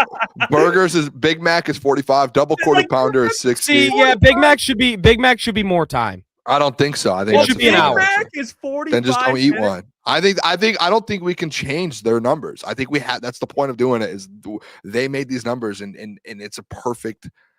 That's I perfect gotta numbers. eat 6 Big Macs to shave. All the off, chicken like, stuff 5 is hours. 45. Chicken. The one that I think is the chicken nuggets 30 is crazy, but I think that should be like Oh, 50. 5. You get 5 minutes for jumping in the ball pit. Ball pit, and you can only do it. Said you can only do the ball pit. I think once per hour or something, Oh man. or it was like once every 2 hours you can do ball pit, and you're like limited to some. There's something Hey, else. they're Xavier limited says to. Big Mac has the most bread. It should be an hour. I agree. No, I I don't agree, think Xavier. it'll- It should be an hour, dude. I don't know. We could have discussions. I don't think so. I think right now we just keep it as is, and then we'll go from there. Okay. I think right now we're locking it in as the numbers are. Okay. 100 apple slices. Not a bad idea, Xavier. I think there was a limit on apple slices too. I think in the original post. Yeah, I would I understand. think it was that. ball pit and apple slices had some limits. Even the apple slices there, dude. They're gonna find a way to make you feel like shit. No, they will. Jeff, you know what? I'll do. If you do, no, I'm not going to do it. I'll just say winner. I'll do 12 hours with you, but yeah, I don't even want to do that. Dude, I promise you, I'm not going to be out of there in 6 hours. I mean, there's no. I think my over-under would be 6.5 hours of food. Do you understand? That's 18 Big Macs, Boone, of food. Or that I would know, be out. but dude, I'm telling you, like, so I'm not 24. gonna be out of there. Let's say in- 7 hours. I'm So you gonna need to be in get that pit for 17 20 hours. If you eat 2 of the big breakfasts, you're down to 13. That's like I'm dead for like the next 6 hours, bro. I'm No, dead. and then you eat a couple McDoubles, like. I mean, it's like just yeah, you could just eat a couple McDoubles, dude. Like 2 McDoubles. You're taking a nap afterwards. Like it's not just like a small thing. Like just shave off. Yeah, 5 because McDoubles. I just did the math. If you did 2 McDoubles and 2 fries, large fries, you get down to 10.5 hours. Dude, like I'm done for the day, bro. I'm dead. I mean, that's why I think we got to look around and find like a really nice McDonald's somewhere. That like one of the higher rated McDonald's, and man, we'll be there with you. It's not like I'm not gonna be there the whole time, but we'll have shifts and stuff, and Yeah. I'm excited. this will be a good video. It's gonna be like a vlog video. It'll be a really fun one. I love it. All right, let's get to pick 'em. Let's do pick 'em. Who the order is me, Caleb, and then Jeff. You want to play some music here, Jeff? I would love to. 6 Now- games, wild card weekend. It is wild card week. Yes, wild card weekend. Super wild card weekend. Super. Oh, I forgot to put the super at the front now.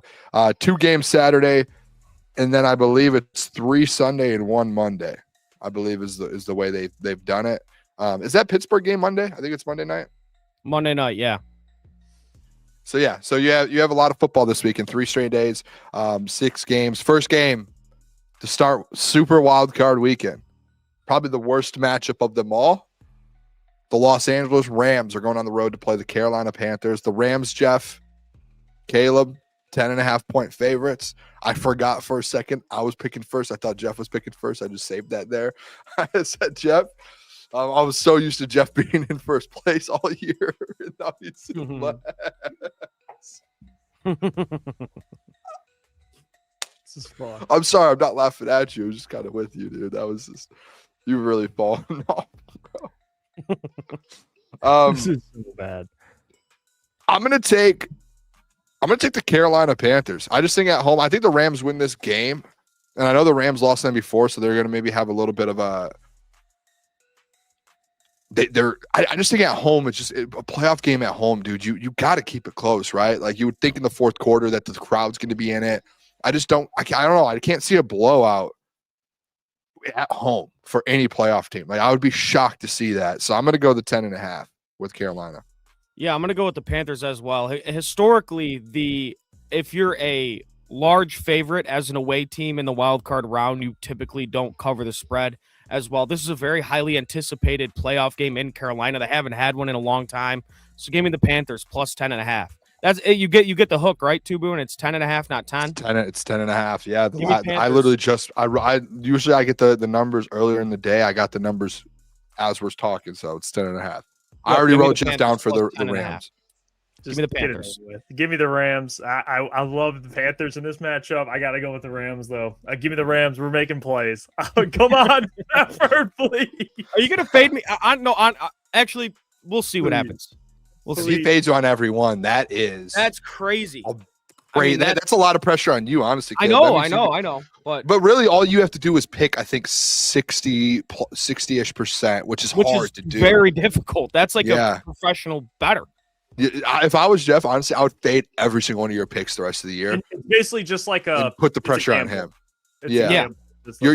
Jeff, you're essentially you're. It's like a 50% chance for you. That's literally all pick him is. Yeah, okay. Green Bay is a 1.5-point favorite. I'm shocked Green Bay is actually favored in this game on the road in Chicago. Jordan Love's been going through concussion and different injuries. Their weapons have been beaten up. Josh Jacobs has been hurt. No Micah Parsons. I'll tell you what, if I'm getting Chicago as an underdog, and I know it's only 1 point or 1.5, I'm still taking the Bears, man. Like at home, the Bears, they just find a way to stay in games, and they find a way to win games at the end. And this Green Bay Packers team has been beat up all year. I'll tell you what, I don't trust Jordan Love. I know he's been good in the playoffs here and there. They went to Dallas and played well in San Fran, even though they lost a couple years ago. I think Chicago, man, and Ben Johnson, I hate to say it, I think they get their first playoff win in however many years it's been for them. But I think they win at home.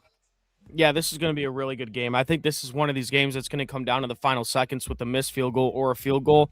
But I'm going to go with the Packers here, minus 1.5. Just for the fact that why are they favored on the road? I have no clue. I feel like that's Vegas maybe giving you a little hint of what's going to happen in this game. I know the Packers are banged up.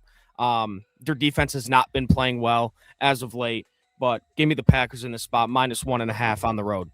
Jeff lit up when he heard that. He did not want to pick against the Bears. I'm just listen. This one is probably a more fair 50-50 game. I'm gonna go with the Bears. I'm gonna fade you again here. So you fade me twice. Yeah, I think it's fading you on every pick. So. Yeah, I'm gonna go with the Bears. I actually think the Bears win outright. I'm being honest. I do too. Micah went down. That defense has been butt cheeks. It's been terrible. All right. Next game. Bills. Buffalo Bills are 1.5-point favorites on the road versus the Jacksonville Jaguars. The Jags played good football this year, and they are playing good football at the moment. And they are only 1-point underdogs versus the Bills. Where I think the Bills are one of the better teams in the playoffs, so it's 1.5 feels like a steal. I think the Bills win this game by a touchdown. I think the Jags, I think they're a good team. I think it just might be one of those things where maybe there's a little bit too overhype. They haven't been in the playoffs in a while. Trevor Lawrence in the playoffs. Didn't he throw 4 picks the last time he was in the playoffs? I could be wrong. Or maybe that was Justin Herbert. No, that was Trevor Lawrence. Trevor Lawrence blew that lead against LA. I think I'm going to go with the Bills.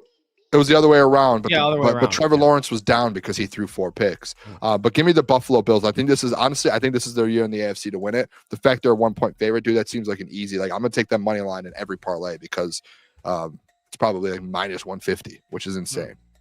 Yeah, before I give my pick, I want to address this. Literally pick against Caleb. You win every time. I appreciate you tuning in Combat Legs vids, but I'm 15-5 in my last 20 picks, so fucking pay attention.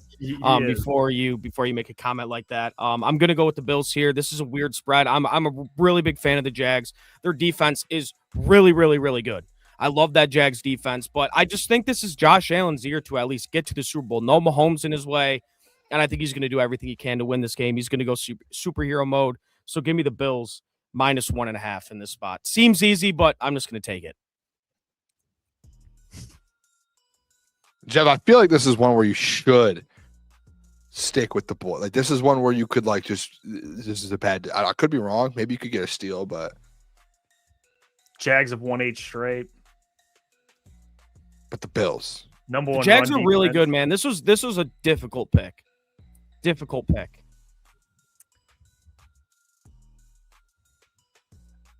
I'll take the Bills. I'll take the Bills. Okay, here. that makes me feel a lot better. That makes me feel a lot safer because Because it's this just is- hard for me to pick. I honestly feel like this is more of a 50-50 game than Packers-Bears, in my opinion. Like I'm going to go into this game. I have no clue who's going to win. But I'm just going to take Bills minus 1.5 because of Josh Allen. It's like, who do you trust in these big moments? It's like Josh. Like I can see Trevor Lawrence. Like he hasn't had any turnovers. Like they're going to come soon. Like I don't know. I like the Jags here, but the Bills just have too much pressure on their shoulders. They do. But that could be a bad thing sometimes. Yeah. I'm just going to go with the Bills. all right. Oh man, I'm looking at this last game. I'm sorry. I'm thinking about the Houston Pittsburgh game. It's put me in an absolute blender. Next game, 49ers on the road versus the Philadelphia Eagles. The Eagles are 5.5-point favorites. I'm going to be easy with this one, quick with it. I'm taking the 49ers 5.5. I don't like Philly. There's something about this team that just every time I watch them play, it's just, I don't know. Like Jalen Hurts, I watched the press conference today of Jalen Hurts, and he like threw the OC under the bus. Which whether he's been bad or not, like you have your quarterback throwing your OC under the bus going into the playoffs. Like that's just not like they were like, why have you not ran as much this year? Why? And he was like, it's the offense that I'm running, and I just do what I'm told, whether I like it or not. Like it's just like what? Like that's one of the craziest things ever. And I think the 49ers right now, they have a billion guys out. I think they're playing some of the best football right now, which is crazy to think, but they just keep staying in games and winning games. And they had a chance down the stretch to win that division. Obviously it didn't work out, but the fact that they even have an opportunity to win that division in the Seahawks and the Rams division is insane. I'm taking 5.5. I feel like that's a steal. I would take the 49ers almost money line in this game. I said it last week. I think I'm going to put a bet on them to win the game outright on Sunday because I think they legit do win this football game. Yeah, I wouldn't be surprised if we saw San Fran playing in the Super Bowl this year. With No. Shanahan, they just know how to win these big games. Fred Warner would return in the NFC Championship game. It sounded Which like would as well, be crazy. Not exactly sure if that's going to happen. But yeah, that would be crazy. Look, the sharp play here is probably Philadelphia being a 5.5-point favorite. Because a lot of people, including me, kind of look at that line and say, how are they 5.5-point favorites against San Fran? The Eagles have not been playing well really all year. That offense has never really clicked all season. But I'm going to go with San Fran here in this spot. You get 5.5 points. I'll take them. I think they're going to win, but it's just safe knowing I have 5.5 points in my back pocket. So give me the 49ers plus 5.5. Give me the Eagles. 5.5, really? What do you want me to do? What do you like, though? Like, I understand what you're doing, but what do you like in this game? What would you have taken? I would probably lean more 49ers, but I don't think this is a wild fade you pick. I don't think this is that bad, honestly. I can see the Eagles winning this by a touchdown. Yeah. I don't think the 49ers just scored 3 points, almost got shut out against the Seattle Seahawks. Like this Eagles defense is really good. Mm-hmm. I just think injuries at some point might catch up to the 49ers, and maybe I get lucky this game. I get them here. So they still got to stop Saquon Barkley in the playoffs. So we'll see. I don't know. Give me the Eagles here. Making plays. All right, next game. Chargers on the road versus the Patriots. This is a weird line to me. I hate this line. Patriots are only 3.5-point favorites. I'm just going to take the Patriots. It feels like they win this game by a touchdown. Chargers, I mean, Amarian Hampton's beat up. They don't have an offensive line. I like the Chargers team if they were healthy. I think, honestly, next year, if those tackles get healthy and the Chargers add even more, I think the Chargers could be Super Bowl contenders next year. But they have a billion injuries, and defensively, they're fine. It's just more so that offensive line. So I'm just going to go the New England Patriots -3.5. Booner, I agree, but it's so funny how we hear that every single offseason. Like, oh, if the Chargers do this, they're Super Bowl contenders. I hear They're it right every time. I know. Yeah, they're always right there, but they're never going to get there, and they're not going to get here. The colder weather. Give me the Patriots -3.5. I mean, that offensive line for the Chargers is not very good, and when you're Amari and Hampton banged up, if you can't run the ball in the cold weather, it's going to be tough to win the football game. So give me New England at home -3.5. I love that pick. Jeff, I'm just going to tell you right now, man. I think I have a 5-0 card in front of me right now. So yeah, I'm going to have to go Patriots. I think this might be a one. I just need to stay in the race. I think this might be the one. I don't see how the Chargers can win this with that offensive line, man. Can I request something to you guys? Yeah. Can I go last in this next game? No. Because I don't know which way I want to go with it. I've never been more. So the next game, Houston on the road, 3-point favorites versus the Steelers. Caleb, me and you talk all the time about Mike Tomlin being underdogs at home. I'm pretty sure this year the Steelers are actually undefeated at home.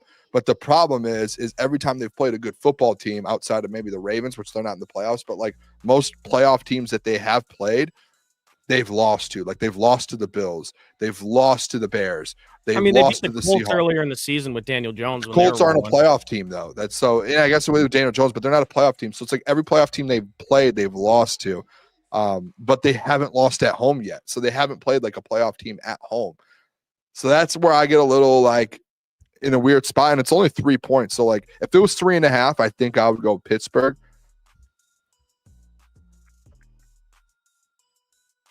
You know what? I'm sticking with my guns and going with Mike Tomlin at home. I'm going to take the 3 with Pitt. And I think Houston has a great defense. And Jeff, I know no matter what, you're probably going to take Houston here. But there's just something about this Pittsburgh team at home. I just don't see them just losing like getting blown out at home. I just can't see it. I can't picture a world they get blown out at home. Yeah, as of late, Houston's kind of been the talk of the town. There are a lot of people's team to maybe make it out of the NFC to make it to the Super Bowl, just how good this defense is. And I'm going to back them in this spot here. The Steelers receivers, even with DK Metcalf, at times they have trouble separating. And with a defensive line like that, they're going to get to Aaron Rodgers. And if these wide receivers can't separate, they're not going to be able to move the ball on offense. So yeah, give me the Texans here on the road. What is it? 3 points, Booner? I did not want to be against anyone in this game. I was hoping everyone would just say Steelers. I'll take the Texans here -3. Jeff, if you want to catch Caleb, come with me with Mike Tomlin. How many do me and Caleb have different? You took 3. 1, 2. 3. And this is the last game? No, it's more than 3, right? No, it's Carolina Rams, Green Bay, Chicago. You both have the Bills. 49ers, Philly, you guys are different. You both have New England. It's 3 out of the 5 so far. You have the same. Or different. You're different. I think you have to make a move, dude. You can't go. What you can't do, Jeff, is you're down 4. You have 6 games. You at least have to be different in 4 of those games to give yourself a chance. And because then there's the next week only 3 games. And then the next week there's 2. And then there's 1. Like, you don't want to get in a position to where you're just the same. And then next week you're still down 4 with like 6 games remaining. This is the week to do it if you're going to do it. But let's get this right. So if the picks I pick different from Caleb win, so I would have 3 games on Caleb. You want to give yourself the most opportunity to what would that record? I would be a game out from Caleb. So you're essentially saying you want to go perfect in those 3 games. You would be 1 game out. I'm just talking an ideal world, Yeah, ideal world, you would if those 3 games hit, you would be 1 game down. But you would have to go 3-0 in those games. You would have to hope the Rams blow that team out. You'd have to hope Chicago wins, and then Philly wins by a touchdown. But let's say I pick Steelers. That's another. I dig myself a little deeper. It's a risk. Yeah, but then you would just be 3-1 essentially. So you would gain 2 games though. I love this right now. It's either you have you have the chance of the 2 games gain or 4 games. 2 and 4. That's the gap there. But if I go with Caleb, I'm at least the same amount of. You know what I'm saying? Like if we both have this game and it's right. I'll tell you, if you go 2-1, if you go 2-1 in those 3 games that are different, you only gain 1 game on him, and then you're still down 3 with like 6 games left. So you genuinely almost have to be perfect. 3 with like 6 games left. Steelers. There's no way the Steelers win this fucking game. You don't have to. They just have to be within 3. Give me the Steelers. Are you sure? Lock it in. I gotta make plays, man. That was one of those ones where I really hope Caleb would have gone the Steelers and you could have got because you do love Houston. You're a Houston guy. Fuck you, Caleb. Fuck you're a Houston dude. guy. But it makes sense. You do have to. You're right. And honestly, if they lose by a field goal, we win that game. Like I can see that. Houston's offense isn't like, you know what I'm saying? I can see that too. I just gotta roll with it, man. Let's go. Make plays. I respect it, Jeff. You son of a bitch, man. I respect. I'm not even kidding. I might have a 6-0 card here, and it's going to take a lot for me not to post my card on Twitter. Every time I post my picks on Twitter, they lose. But I love this card so much where I almost want to do Jeff, it. you should push him wild to card post his card. You should be like, yeah, post it. Like, that's a great content idea. I'm gonna post my card. See what happens. You go 0-5. Hey, I've done it before, man. I've done I'm it gonna before. post my card. Just absolutely. I've been known. Last year I was every time I would post a Pistons pick on Twitter, they would lose. Dude, every pick you post last year on anything, you would lose. Yeah, it was, and you would be so geeked about it. You'd hit me up, I'm posting this, dude, and then I would be like, I'm riding it, and then all of a sudden, it would be like the biggest loser. March Madness was bad. I even put it was so bad where I put a post out on Crunch Time, a video. That's how bad it was. I almost had to do a public apology to the people for how terrible it was. It's all right, though, brother. I just can't believe this. So we have 4 different. So this could be the difference, man. I mean, if not, if I go 0 for 4 with those 4 different, it is over. Like it's over. No, it's actually over. Yeah, it's over. What I'm gonna do as well for you boys. Hold on. I'll send the picks into our group chat so you guys have them. I just gotta go find them again. I just lost them.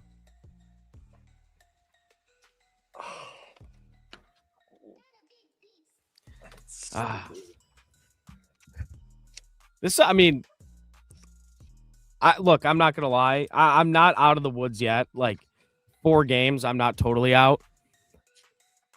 But man, Jeff, I'd love to see you locked in that McDonald's, dude. I'd love it. I know. I'd love it. I know. I might as well bring a fucking sleeping bag. I mean, seriously, I might bring a sleeping bag in the McDonald's. I might pop up Netflix and just lay down in a fucking booth. Turn on Netflix. You think you'll get kicked out? Absolutely not. Because I'm going to say, leave it alone. I have to eat my way out of this fucking place. I'm going to need 4 McDoubles. How much money? Like, dude, that you spend a lot of money at McDonald's, too. It's going to be crazy. The boys will have to chip in or something. No, it's going to be all Crunch Time funded. I mean, that's. I mean, I don't want to say our tax situation, but it feels like a business expense now.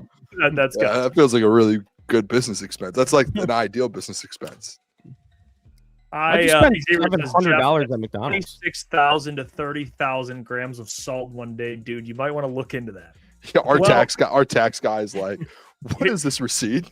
It's like $800 at McDonald's. No, it's gonna be like 10 different receipts. And be like, here's the problem with that, Xavier. Not the problem, but actually, he said Miller. Okay, so here's the. Let me just respond to this. I'm not going to eat 26 to 30,000. I will not be able to physically. So I think I'll be okay. I'm going to eat as much as I can. And then I'm just going to have to just hang out. I mean, I'm going to try and bang out as much food as I can bang out in a day. And You should just bring your laptop in there and probably you can tell the workers what we're doing. And that's just the reality of it. So, yeah. With our luck too, there'll be some like Lions breaking news on that day. So then you're gonna have to like do a video while you're in McDonald's. that would actually be so funny, dude. That would be so funny. You're like, breaking news. Dan Campbell has fired Calvin Shepard. You're like in a McDonald's puking. Yeah. Oh, I can't. Do you like if this happens and like listen, we all could be in last, like it could happen to me. Is this something where it's like you should like prepare for it, like try and build your immunity up for McDonald's before, or do you just go in and I'm not eating like anything the day prior. Like I'm not gonna eat McDonald's to prepare to eat McDonald's. I'm gonna go in there starving. I don't think that's a good move. I think all the professional eaters, they eat stuff before. Yeah, they like stretch their stomach out. Like you want to prepare. I think it's lettuce. That's really. I don't know. I just made that up. I can't. I'm not eating. It'll be McDonald's. Davenport extension breaking news. Davenport extension. I'm eating a Big after Mac. 15,000 calories of McDonald's, you have to do a breaking news video about Marcus Davenport being a Lion for the third year in a row. Dude, last year I remember exactly where that's crazy when Marcus Davenport got signed. We were at me and Jeff were at St. Patrick's Day bar crawl, and we were just halfway through the day there. All those like 10 green beers deep. And we just get an alert that Marcus Davenport is re-signed with the Detroit Lions. And I'm like, you got it. And we did a video, and the video was just us like, it's unreal. Yeah. And you found out that news in some tough ways. I mean, Marcus Davenport's going to be like a Levi Onwuzurike 4-year deal. And I'm just eating my guts out. Fucking. Emmanuel Mosley's back, everybody. I'm on my 10th Big Mac. Someone help. Yeah, that's brutal. I don't know, man. I will say this, out of all the possibility, like out of all the pickup weekends, this is probably the one where we fade because it's playoffs. Anything can happen. This is the best shot I have, point blank. Like, yeah, this it's is the most games. Yeah, because it's the 6 games. Next week is what? 4 games, 3 games. Because you go from what you have 2, you have this, you have 12 teams playing. You go down to 8 games. You have 4 games next week, and then the next week you have 2. So you have 7 games after this week, Jeff. 13 games remain. This is your week to make a move. I'm thinking about changing. I can't do it. What? Which one? Can't do it. No. Commissioner will hear it out. No. I'm not gonna. I don't know. I was debating in my head, just thinking out loud. I'm like, man, Which one? that Jags Bills. Do you want to take Jags? No, that's bullshit. I'm just thinking about it. That's all. The commission will think about it. That's bullshit. No, that's bullshit. No, The no. If you let them change it and the Jags win and I end up losing the entire thing, you will not see me step foot into a McDonald's unless it's under my own grace. Do not let him change it. You won't let any of us change shit all year. I've asked to change it. Listen, I'm a content guy. No. I enjoy content. If it makes it more thrilling for content, I might make that move. No. Not now. Not now. After everything I've done these past 2 weeks, I worked my ass off, Booner.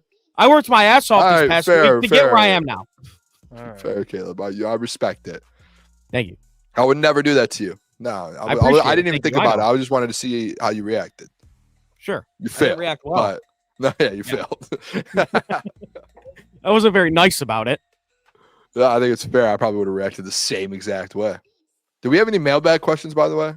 So no, we can't change the Jags. We're not doing it. No, I can't do that to Caleb. If he reacted differently there, maybe, but he that was not a good reaction. I was getting a feel. I was getting a feel for it. I was going to see if Caleb was cool. Caleb. No, dude. No. Sorry. Dude, imagine.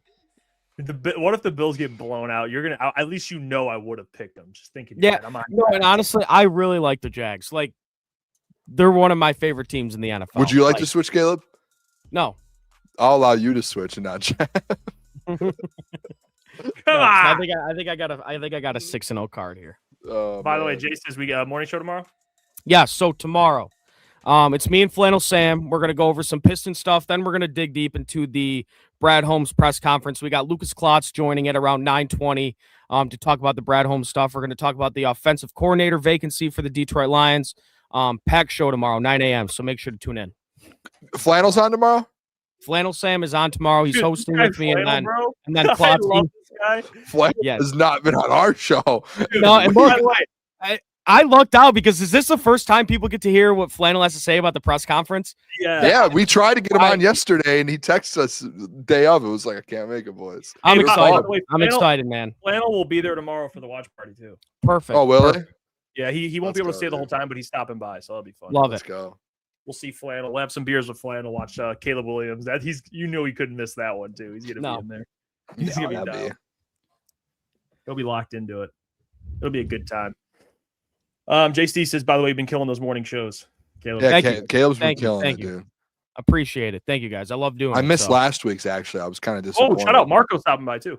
Let's go. Oh, Marco's coming. Sweet. Love that. Marco, dude, shout out Marco. And Marco's been dominating as always, too. I love it. Yeah. He's been crushing it. Appreciate it, Xavier. By the way, we just Absolute had legend. more orders. We just had more orders. Crunch Time Sports. Yep.